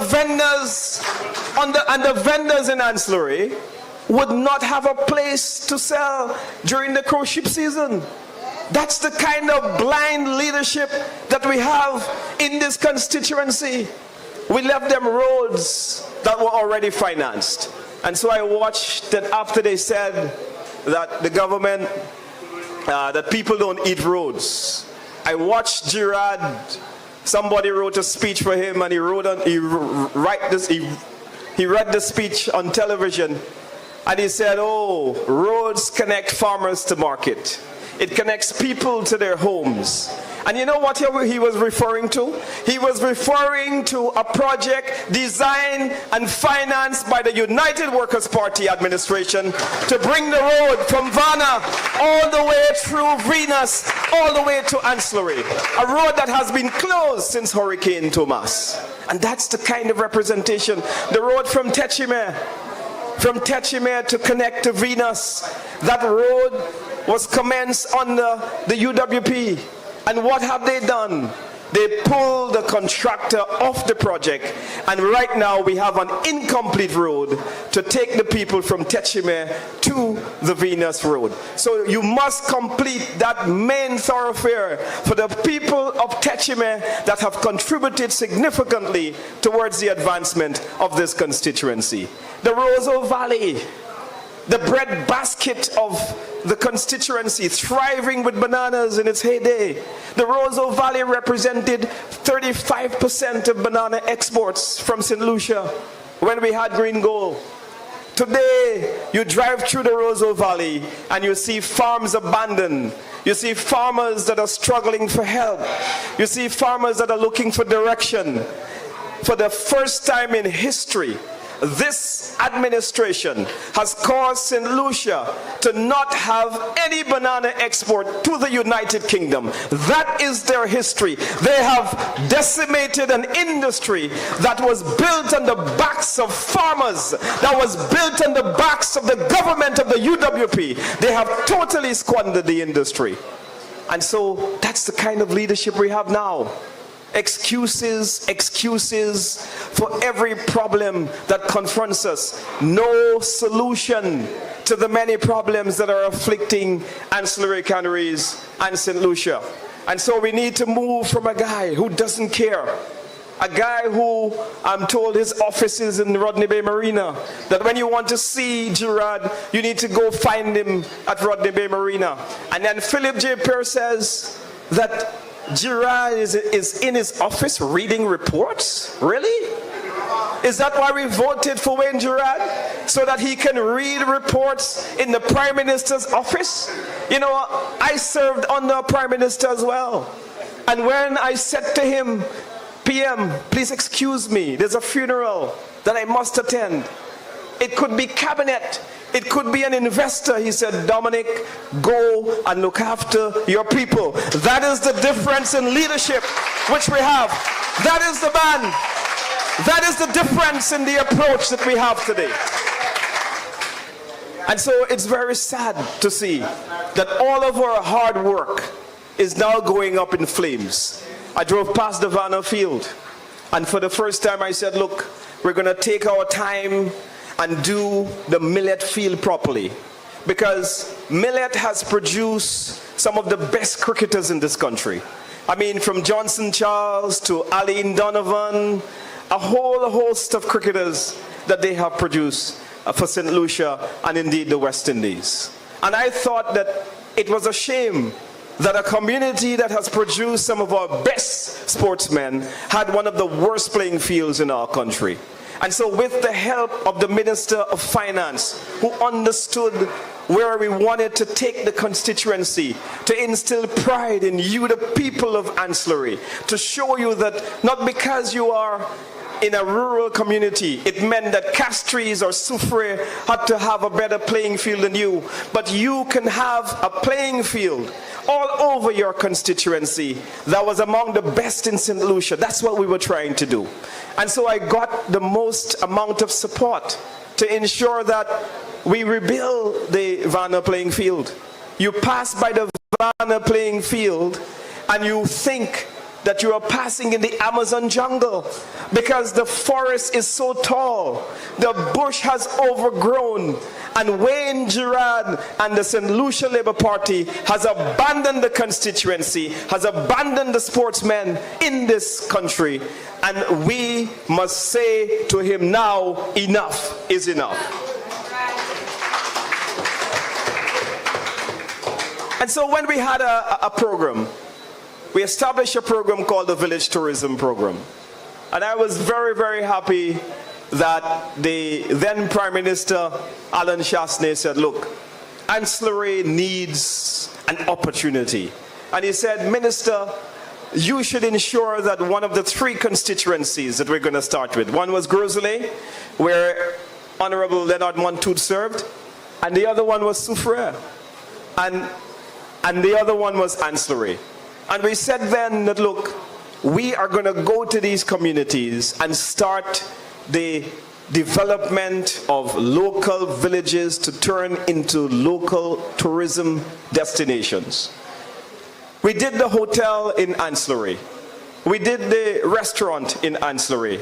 We did the fish fry building. We did a drain around the field. Phase 1 of the drain to make sure that we had an enabling environment so that when tourists come to the constituency, that it was clean, it was attractive. We then helped to paint up some of the houses to ensure that the general look of the main street was colorful, was vibrant, was bright. We had a mooring program so that yachts can come into the bay, and the yachts will sail up and have lunch at the restaurant, spend the day in the village, and then leave to the next town.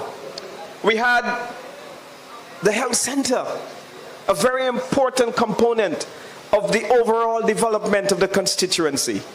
Do you know that after we built the health center, after everything was completely built, all they had to do was to put the equipment, which we bought, that they did not invite us to cut the ribbon for the health center, and they went and lied and boasted that they built the health center. Could you imagine the audacity of these people? Could you imagine the extent to which they will lie just to say politically that they have won? And everything with Labour is about politics and less about you. The Prime Minister has said the phrase protecting the victory more times since being elected than he has said protect you, the people of St. Lucia, from crime. That is a fact. Every opportunity he gets a chance to go on television, he's protecting the victory. And so what we have seen is a total abandonment of the constituency. We see 2 years later, they are building the Canaries Market, a project that we work with the Canaries Village Council to design. We had a beach park because at that time we had a massive problem with cruise ship tourists coming from St. Lucia, coming from Soufrière. The beaches at Jalousie and the beaches at Sugar Beach were overcrowded by catamarans.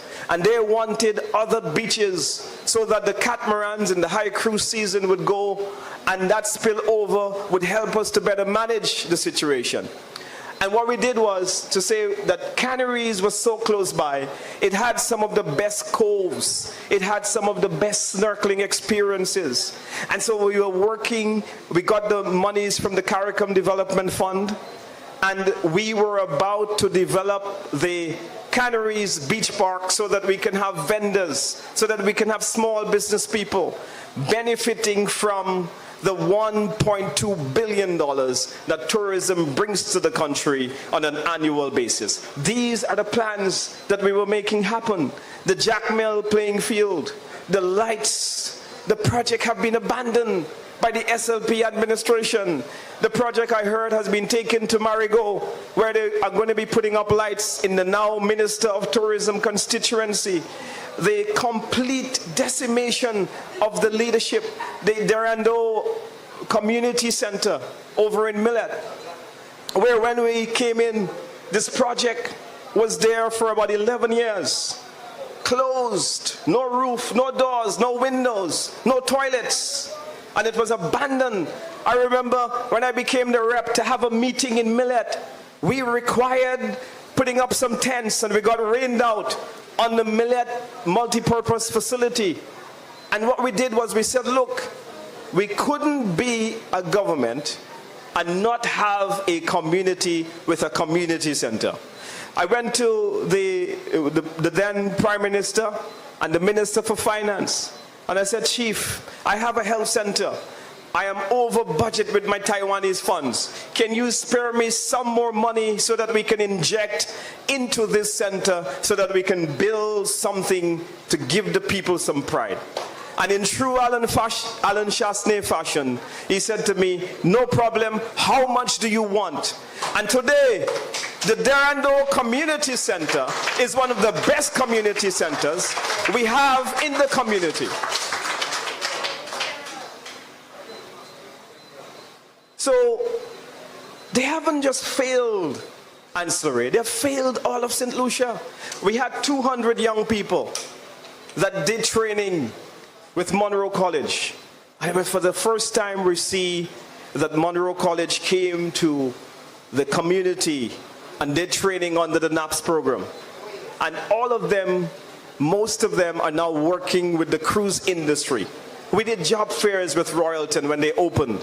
And just from the village of Anse La Raye, we had over 75 young people that were employed with the Royalton Hotel in a sustainable economic drive to make sure that we bring opportunities to the young people of this constituency. And so by doing that, we saw that there was a real impact within the tourism industry. When we had the Ark, Anse La Raye was involved. I see the Ark came back. No Anse La Raye Ark on the Wayne Durand and the Labour Party.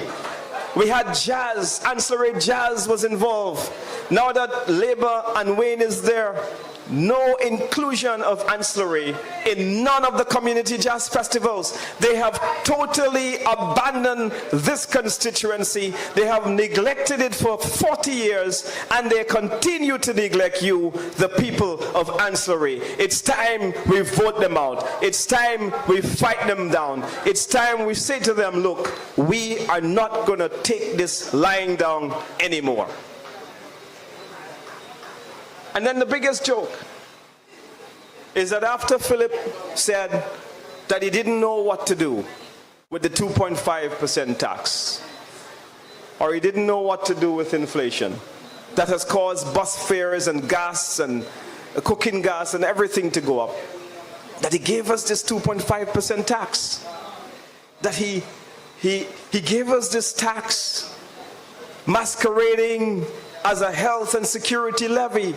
But when we check what is allocated in the budget, we see no trace of the monies that this tax will raise towards the advancement of the health and security sector.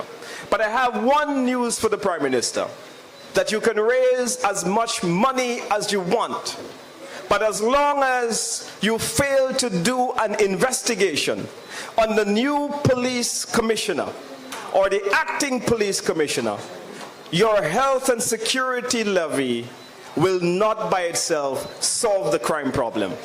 As long as female police officers are not confident to go to work under the leadership that you have instilled, as long as you cannot give the public the assurance that you have investigated the police commissioner, and so that he can clear his name, there will be no confidence in the police commissioner. As long as you continue to cover up and protect this individual from the justice of this country, you will not solve the crime situation in the country. And so therefore, Philip J. Peer and the Labour Party continues to fail us on every given thing. And he has told us that when it comes to tourism, that he didn't know how well the tourism sector was, how important it was to the economy. And so the SLP has totally mismanaged our lead economic sector. They have mismanaged the flights into St. Lucia.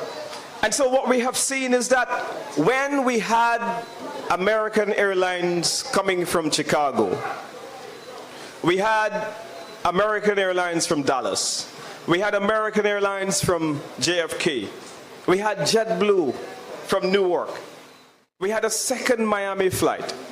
All of these flights that the United Workers' Party has left for the Labour Party has completely disappeared.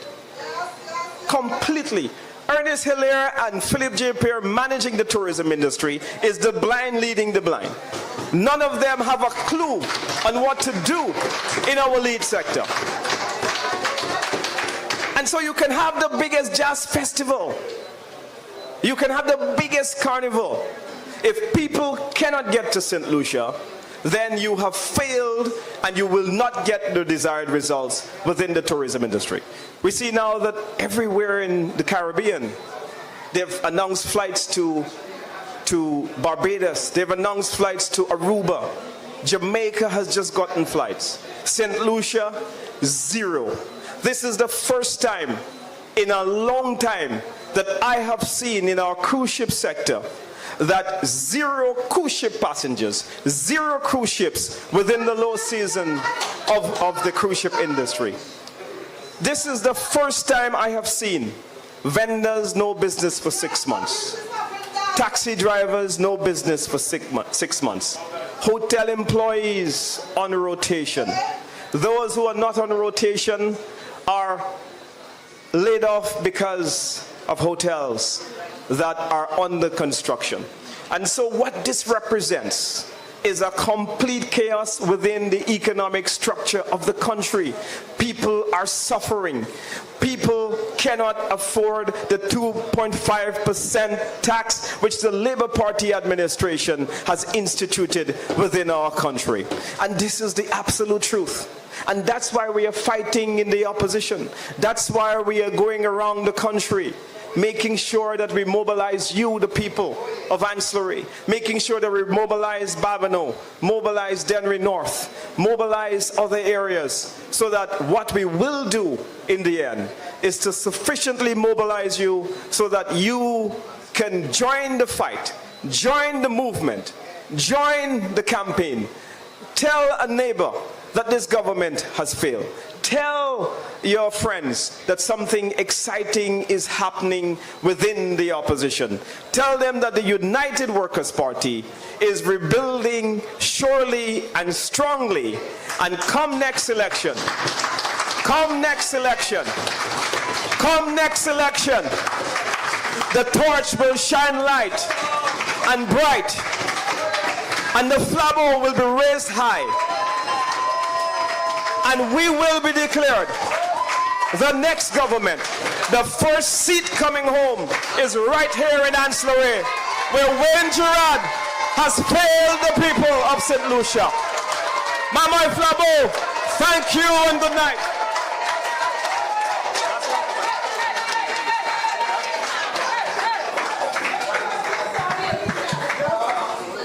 Yes. You see how tall a short man can stand? This is our deputy political leader and your next parliamentary representative for Anse La Raye Canaries. People, there is hope. We are going through difficult times. We are going through tough times. The situation is dire. But there is hope. As long as there is the United Workers' Party, St. Lucia has hope.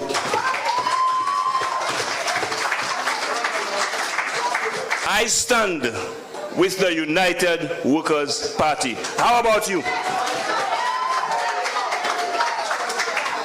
We all must take that stand. Ladies and gentlemen, the United Workers' Party has a formidable team. And I was not asked to tell you that, but I happen to know that, and I will tell you. You have not seen everyone. There are some people because of where they work. There are some people because of where they are. You have not seen or heard. But they are behind the scene, and they are on board. At the end of the day, even what you have already seen, that formidable team that we are presenting you, it is going to be even better. We will present to you a team of men and women that are ready to hit the ground running the day you re-elect the United Workers' Party. However, every team to be successful needs a competent leader. Now, when you tell me, I ask you, what is the situation with crime? You tell me you're not the police. You tell me that St. Lucia is in Europe.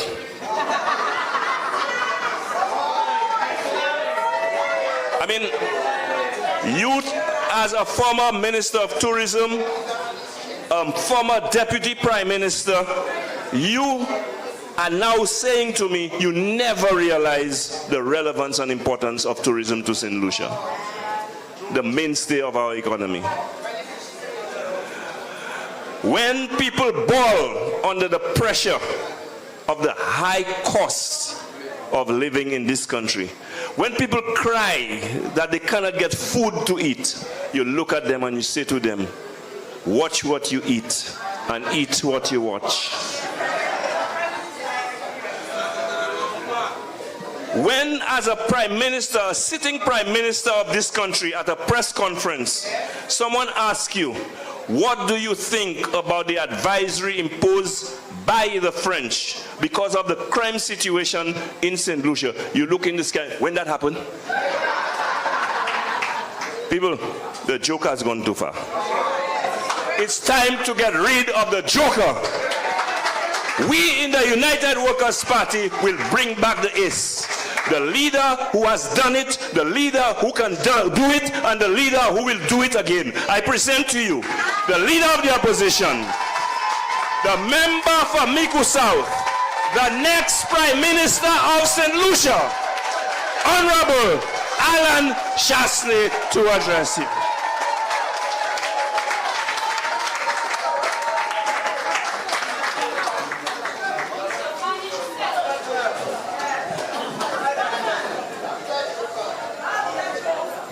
Mamai Flabo!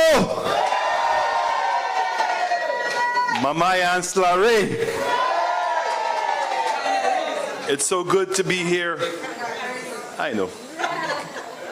Canaries gets a special place in my heart. It's so good to be here today. You know, I sat here this afternoon, and for the first time I can tell you, as important as it is for me to come and speak to you tonight, the speakers I heard tonight are such an amazing representation of the United Workers' Party.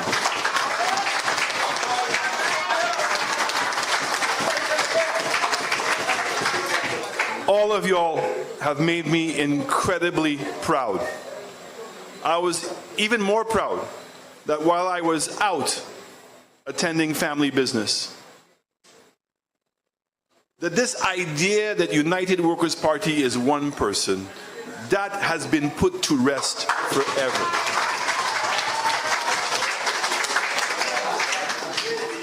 This party and its members are on a move for change. Because very quickly after the elections, most of us started to realize that we are in trouble.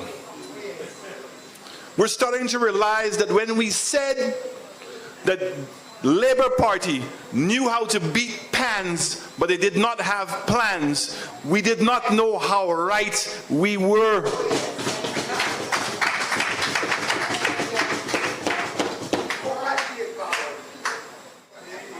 The Labour Party have become the greatest imitators of everything United Workers' Party has done. In opposition, they criticized everything. Now they're in government. Cabot was bad, now Cabot is great. Daher Mall was bad, now it is great. The Marriott Courtyard was bad, and now it's great. Everything. The same roads they said we could not eat, now they want to go and build roads. The only problem is they have dead weight running the Ministry of Infrastructure.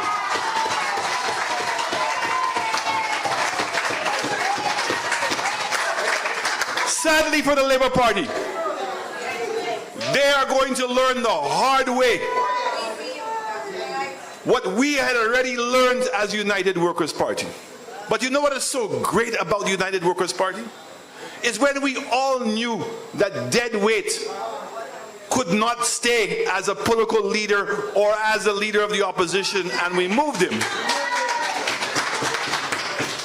That we have a conscience and we gave him another chance. All of us. And we trusted him. And that is the mistake that we made in United Workers' Party. Because now I have to look back at all the different projects.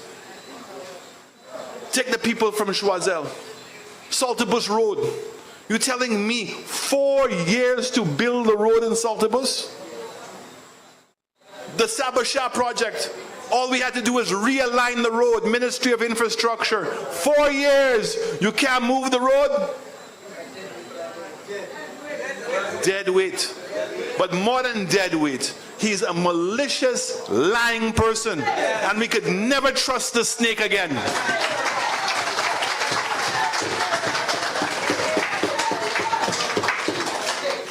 But we knew that we were in trouble because very quickly, when confronted with inflation, and Dominic and I held a press conference, and we gave them a 6-point plan. We said the first thing you must do is lower the import duties. You must lower the VAT. You must give exemptions to people. You must go on the ground and support income and give the $1,500 you promised the people, give it to them now. The Labour Party said, oh, inflation is global. They have no impact, so no, there's nothing that we can do. We all knew we were in trouble when you hear a government tell us, our people that. No matter what advice we gave them, they said the advice was only good enough to go into the wastebasket. When they had crime, and we said, take the lessons we learned from COVID, because we treated COVID as a serious threat to the lives of the people of St. Lucia. That's exactly what crime is doing to us today. And we said the same way that we put a command center in for COVID, put a command center in for crime. Make it that your commissioner of police, all of your key technocrats, every single morning at 8 o'clock they meet to discuss what is happening with crime. The Attorney General, the Director of Finance, and that when there is a problem, a solution is found and there's immediate coordination to make it happen. What did they do with the plan? In the garbage bin. When we said that we had a plan to introduce healthcare insurance, and they came and told the people of St. Lucia, oh, they're looking for the white paper. My people, what white paper? We had already passed the white paper. We were already implementing the healthcare insurance. So the same way you're looking for the lockbox, go and look in the same file and you'll find the health insurance. We told them you cannot afford universal health care. The government by itself cannot afford to do it. The increased cost of operating OKEU, the increased cost of the new healthcare centers, the increased cost that we would have had if in fact St. Jude Hospital was open today. So the way the healthcare insurance would have worked is those persons who had jobs earning a salary above a certain amount, they would contribute to the $1,000 a year. That's what the cost was. $1,000. So if you make now healthcare insurance compulsory for 80,000 adults in this country, that is $80 million that would be coming in to the healthcare services. Only for healthcare.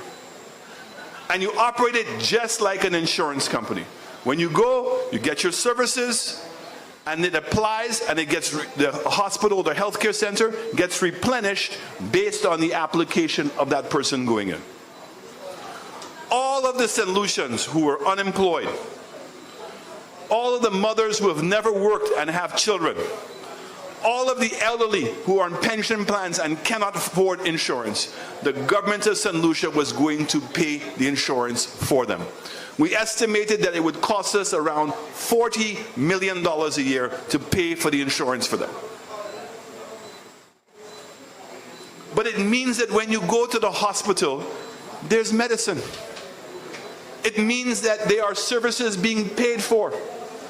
Today they want to fool you that there is universal health care and tell you that you can have access to health care services, but when you go there, they tell you, oh, so sorry, we don't have any. And it is a disaster. We are in trouble in St. Lucia. Education. Spider spoke about it a little bit. Over $1,000 a year for each child to buy books. And every year, your children doesn't want to get the second-hand books. And the second-hand books are now obsolete because there's a new edition. We said that cannot go on. So we went out and researched and we found that there was these e-books. We went and got NTRC. Listen to me carefully. NTRC bought all of the e-books, Form 2 to Form 4. And then we were planning on now bringing in Form 1 as well as into stage 5 and 6. When the child gets the e-book, all of the books are downloaded into the e-book. The license fee is $250 EC dollars a year. We paid for it for you. We gave it to you for 3 years. We paid the license fee. So that means that your child gets a free computer. In addition, all of their books. You don't have to pay the $1,000. And the advantage is, I know the children are not happy with it, but I know the parents would be happy with it. On the e-book, you cannot go on the internet and research what you want. What you can research is what you have to learn. And more importantly, all of the communication between your child and the teacher is on record. So when you go and meet with the teacher can show you what is going on. The teacher knows if the child did their homework. We went then and added free internet into all of those e-pads. Now here's the big difference. When your child goes into the workforce, they have now been using technology that they're going to use in their workforce. The Labour Party came and said to you, oh no, that's bad. Because that's going to give you too much power. That's going to be too easy. So instead, they're going to give your child a laptop that has nothing in it. Nothing. And we had that experiment years ago. The computers didn't last, and the children were not spending the time studying. They were spending their time doing other things on the computer. My people, we are in trouble in this country.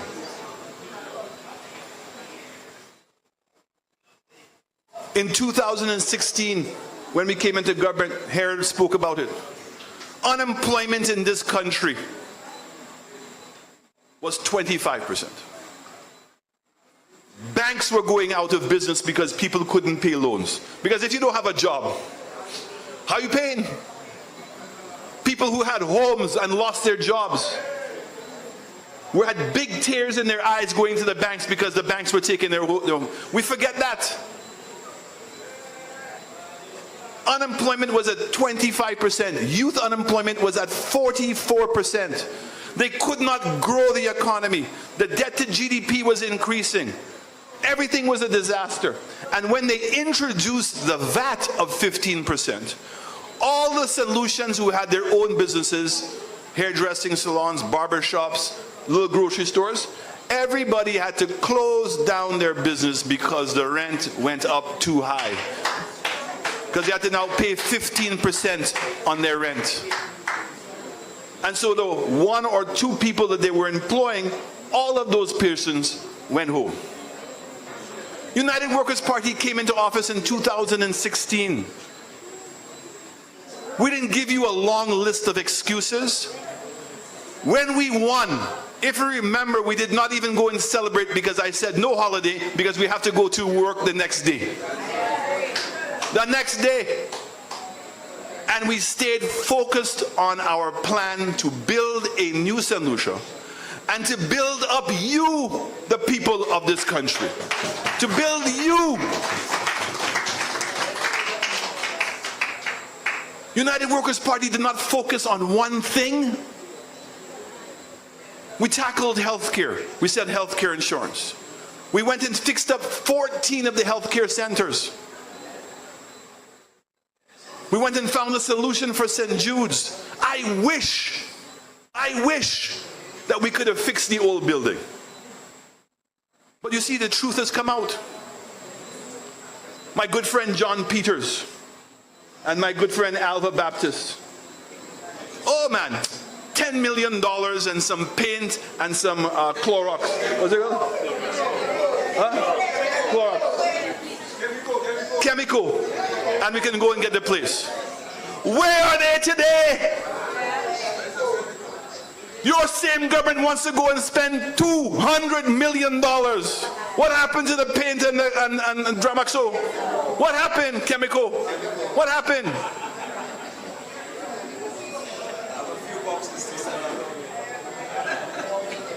Where are we going?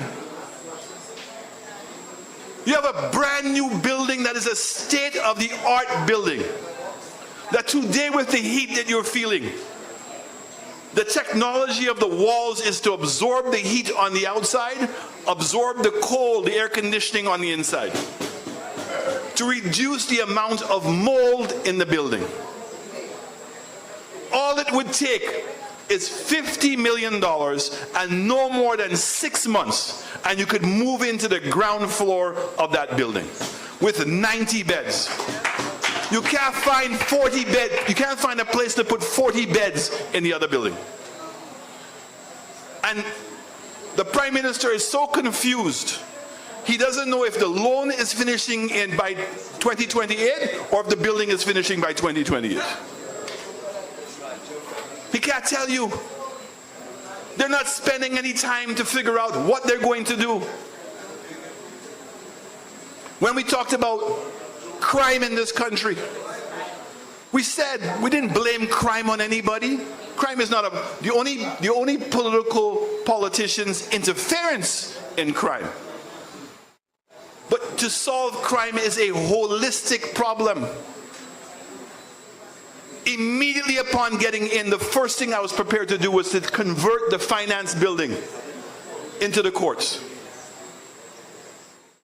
I said that's how important getting the court system working in this country was.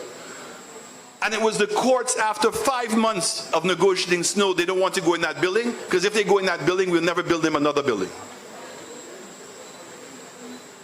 So we decided that we were going to convert the old police headquarters both into a police headquarters as well as a separate building for courthouses. Let me explain to you why. When you bring the prisoners from Bordelais into town, you want to have security. What's better security than having the court right next to the police headquarters? So when the people arrived, they would have gone underground, stayed in their cells, brought them up to the courthouse, back down into the cells, drive back in, pick them up, and take them out. No. You are so concerned about protecting the victory in your mind that after breaking down an old custody suites, you are now going, and the first thing you're going to do is to build a holding cell for prisoners in the best property in Castries, prime property. That is the vision that you're offering us? We are in trouble. We went and we designed the new airport. We said, look, there's so many people coming into HIA that if we have to go and build the airport in the car park, it would disrupt everybody. So we said, let's relook at this. So we moved the terminal to a location where we would not have to break down the existing building. Because that's what the plan was. After we built the new airport, to break down the original building. We said no. We also said if we're going to do that, let us realign the entrance into the airport. How? So instead of leaving the airport and going down by Coconut Bay and going all the way through Vieux-Fort Town to go to Labrie or to go to Soufrière, instead now the exit is L'Albert-Sous Road. So when you exit the airport now, you make a left. That was going to become a 4-lane highway. Means you bypass Vieux-Fort and you're going straight down to Labrie and Soufrière. And that when you now build a cruise ship terminal, the cruise ship terminal was going to be at Ile Pirata. So again, when the passengers leave the airport, in less than 2 minutes, they're going to be at their cruise ship. And then the intention was to use the old building to facilitate all the cruise ship passengers. So instead of allowing the cruise ship passengers to come into the main terminal to congest everything, they would arrive and go into the old building and they would be checked into their cabins right there. Now the one that makes me just go, we're in trouble, is what we decided to do was, instead of spreading the building out on the ground floor, was to build the building up and have 3 floors. Ground floor would be arrivals, the middle floor would be the departures, and the upstairs is to facilitate departure lounge. Now, we are tripling the size of the airport from what it is today, because United Workers' Party has a vision to grow tourism, to make St. Lucia the best tourism destination in the Southern Caribbean. I make no apologies for that. All we have is 5,000 hotels. Little Aruba, that's only 70 square miles, has 15,000 rooms. And we need to get to 15,000 rooms because I want St. Lucians to be able to fly anywhere they want in the world, anytime they want to go.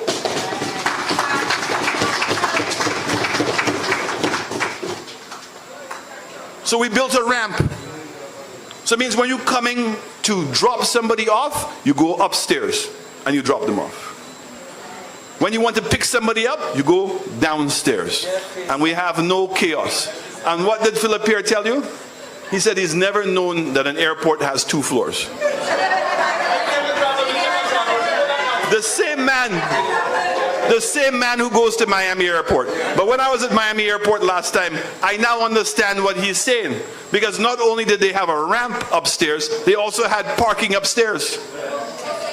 So he thought that when he saw the parking on the outside, that was the ground floor.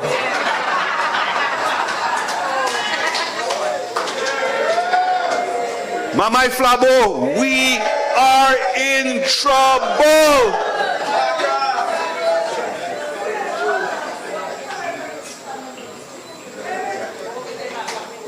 When I was on Timothy Polion's show, I spoke very importantly about our democracy in this country. And I want to reiterate, because I think it's very important that I say it again. The Constitution of St. Lucia is a contract. Okay? Because all of us cannot be in government every day. So when government is hiring people, when government is doing a contract, when government is doing things, 180,000 people cannot make a decision every day. So the Constitution, which is the contract, allows all of us to choose certain people to make those decisions for us. So we elect politicians to represent us, the people. And to be there to make sure that when contracts and policies are being implemented, that it protects us as St. Lucians. And let me explain to you why that is. Because when you empower politicians, when you empower the civil service, all the permanent secretaries and everybody, and create the government of St. Lucia, that institution is more powerful than any one of us. But we are the ones who give it the power. And if that institution abuses the power, it means that they are in breach of the trust of the people of St. Lucia. And so any laws or any action that the government or parliament takes cannot be to the detriment of any one person individually. So we agree. There are certain things that we're going to give up because we want to have a good security system. We want to have a good education system. We want to have a good healthcare system.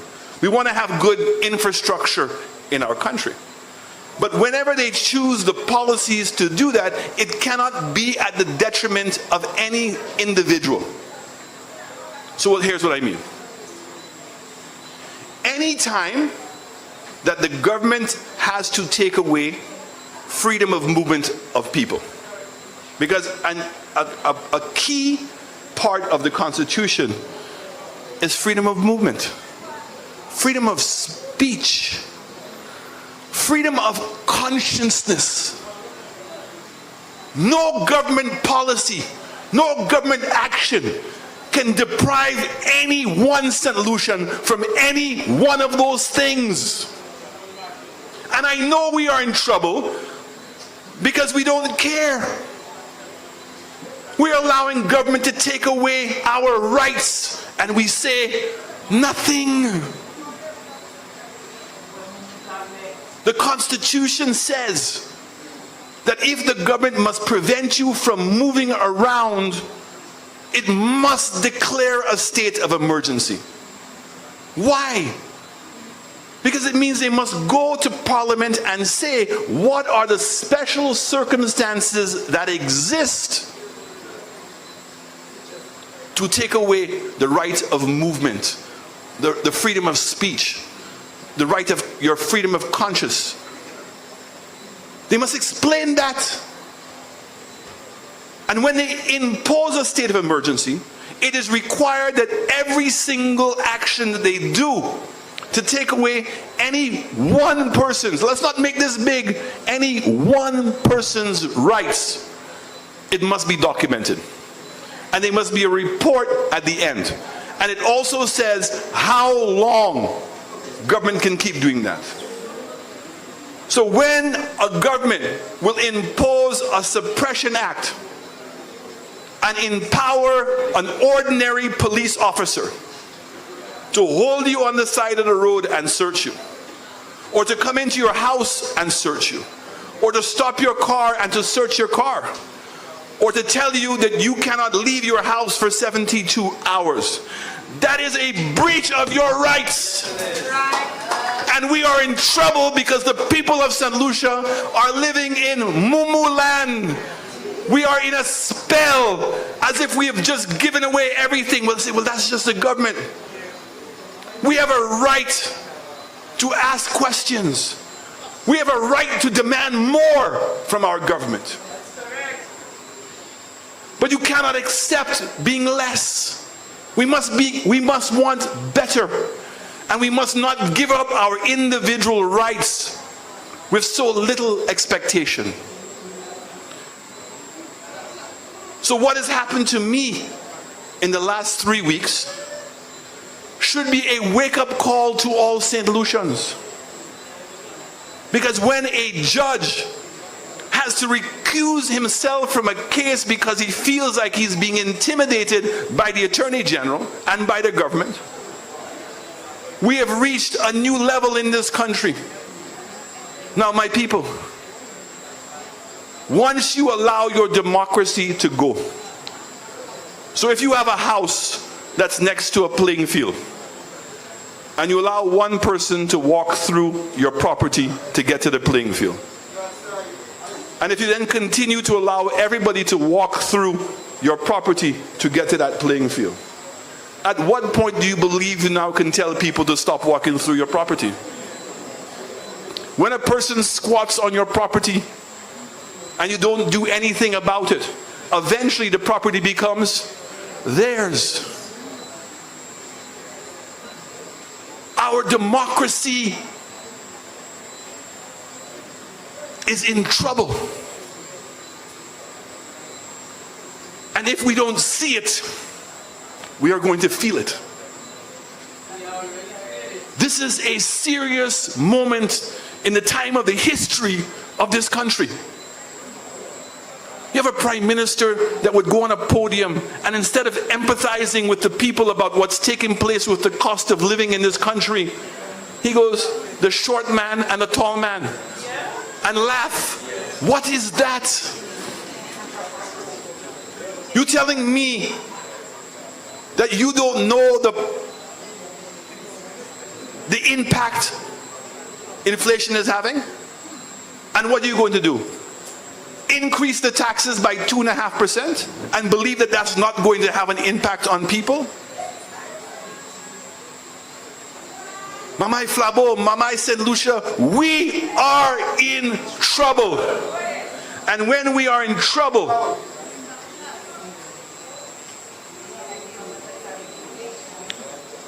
trouble means that we have to take action.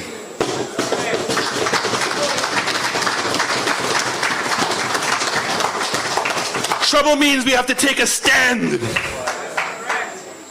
We have to say this country is ours, this democracy is ours, and we are not going to let a government for any reason to take advantage of us. And that is why I said the civil servants who are accountable to the people of this country but are acting like they are accountable to the politicians, they themselves better wake up and smell the coffee. Because we are not going to sit down and allow this to happen to us anymore.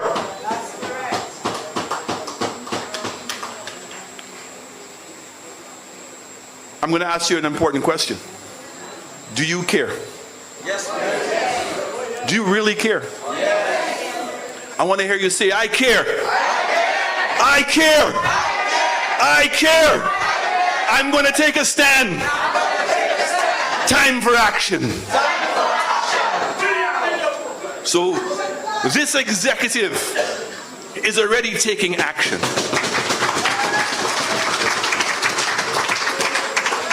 This executive is saying, we lost the election because of us. Nobody else. No Bolom. Nobody else. We lost the election.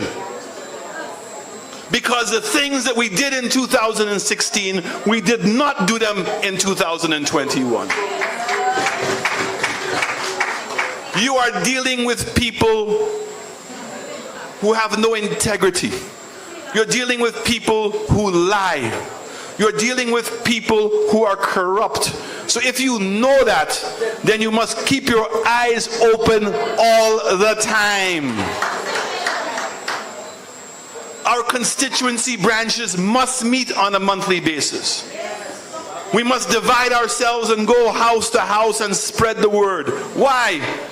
You really believe that MBC is on our side? You believe that HTS is on our side? No. And there are too many people like social media and the phones. They are addicted. They don't know the difference between the truth and a lie. We have to go house to house. We have to spread the gospel of United Workers' Party. This is the only party that has moved this country and developed this country to a point that everybody can benefit. We're the ones who are building the roads. We're the ones who are building the schools. We're the ones who are building the sports facilities. We're the ones who are fixing up the healthcare. We are the ones who have a vision to where we want to go in this country. And everything that we want in this country is to make it better, not worse. Labour Party is interested in making this country worse so you can depend on them. But we now know that. So let us focus ourselves and prepare ourselves for the election. Let us put the energy in and show up to the meetings. Let our voices be heard on the radio and on social media, and let this government know that we are not going to allow them to take over our country. We are not going to allow them to destroy our democracy. I am not asking you to take front. I have taken front. I will stand up in Parliament. I will stand up in the courts. I will walk in the streets. I will say what has to be said, and I'm asking all of you, join me and let us take action. Thank you.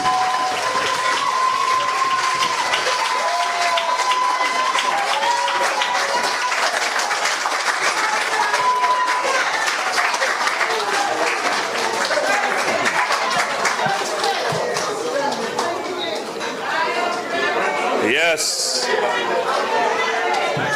Your leader is ready. Are you ready? That's what I'm talking about. Ring the bell. Acknowledgement. One of our soldiers.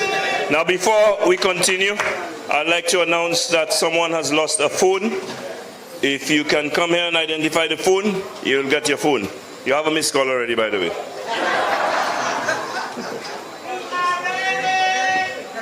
Ladies and gentlemen, again, before we come to our last item on our agenda, which is we're going to allow a short moment for question and answer because you realize we have gone a little long. And then we will end with our theme song, Go Light Your Candle. But before we do that, I just want to again thank all of you who have come out today. Thanks for the energy and the enthusiasm. I can see that you are an inspiration to those leaders up here because I feel their fire. I want to thank all of you who are at home listening through live streaming. I want to thank all of those who are in the diaspora listening. And by the way, I observed something. The numbers just jumped when the political leaders started to speak. Well, it tells us that people are listening. It tells us that people have hope. It tells us that people know where the action is and who can provide the action. The United Workers' Party, I will repeat again, is the party. Whenever we are in government, St. Lucia prospers.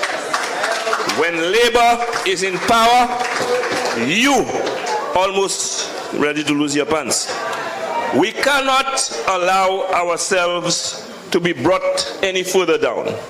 And I keep saying that the time has come. I heard Farah say at the last town hall meeting that it is time for action, and the time for action is now. I support that, and I'll tell you why. The political leader hinted at it as well. If you wait too long before you begin to fight, there will be nothing left to fight for. While we still have some semblance of a country, let us do what it takes. Let us take a stand to save this country and put it back on a track for prosperity and development.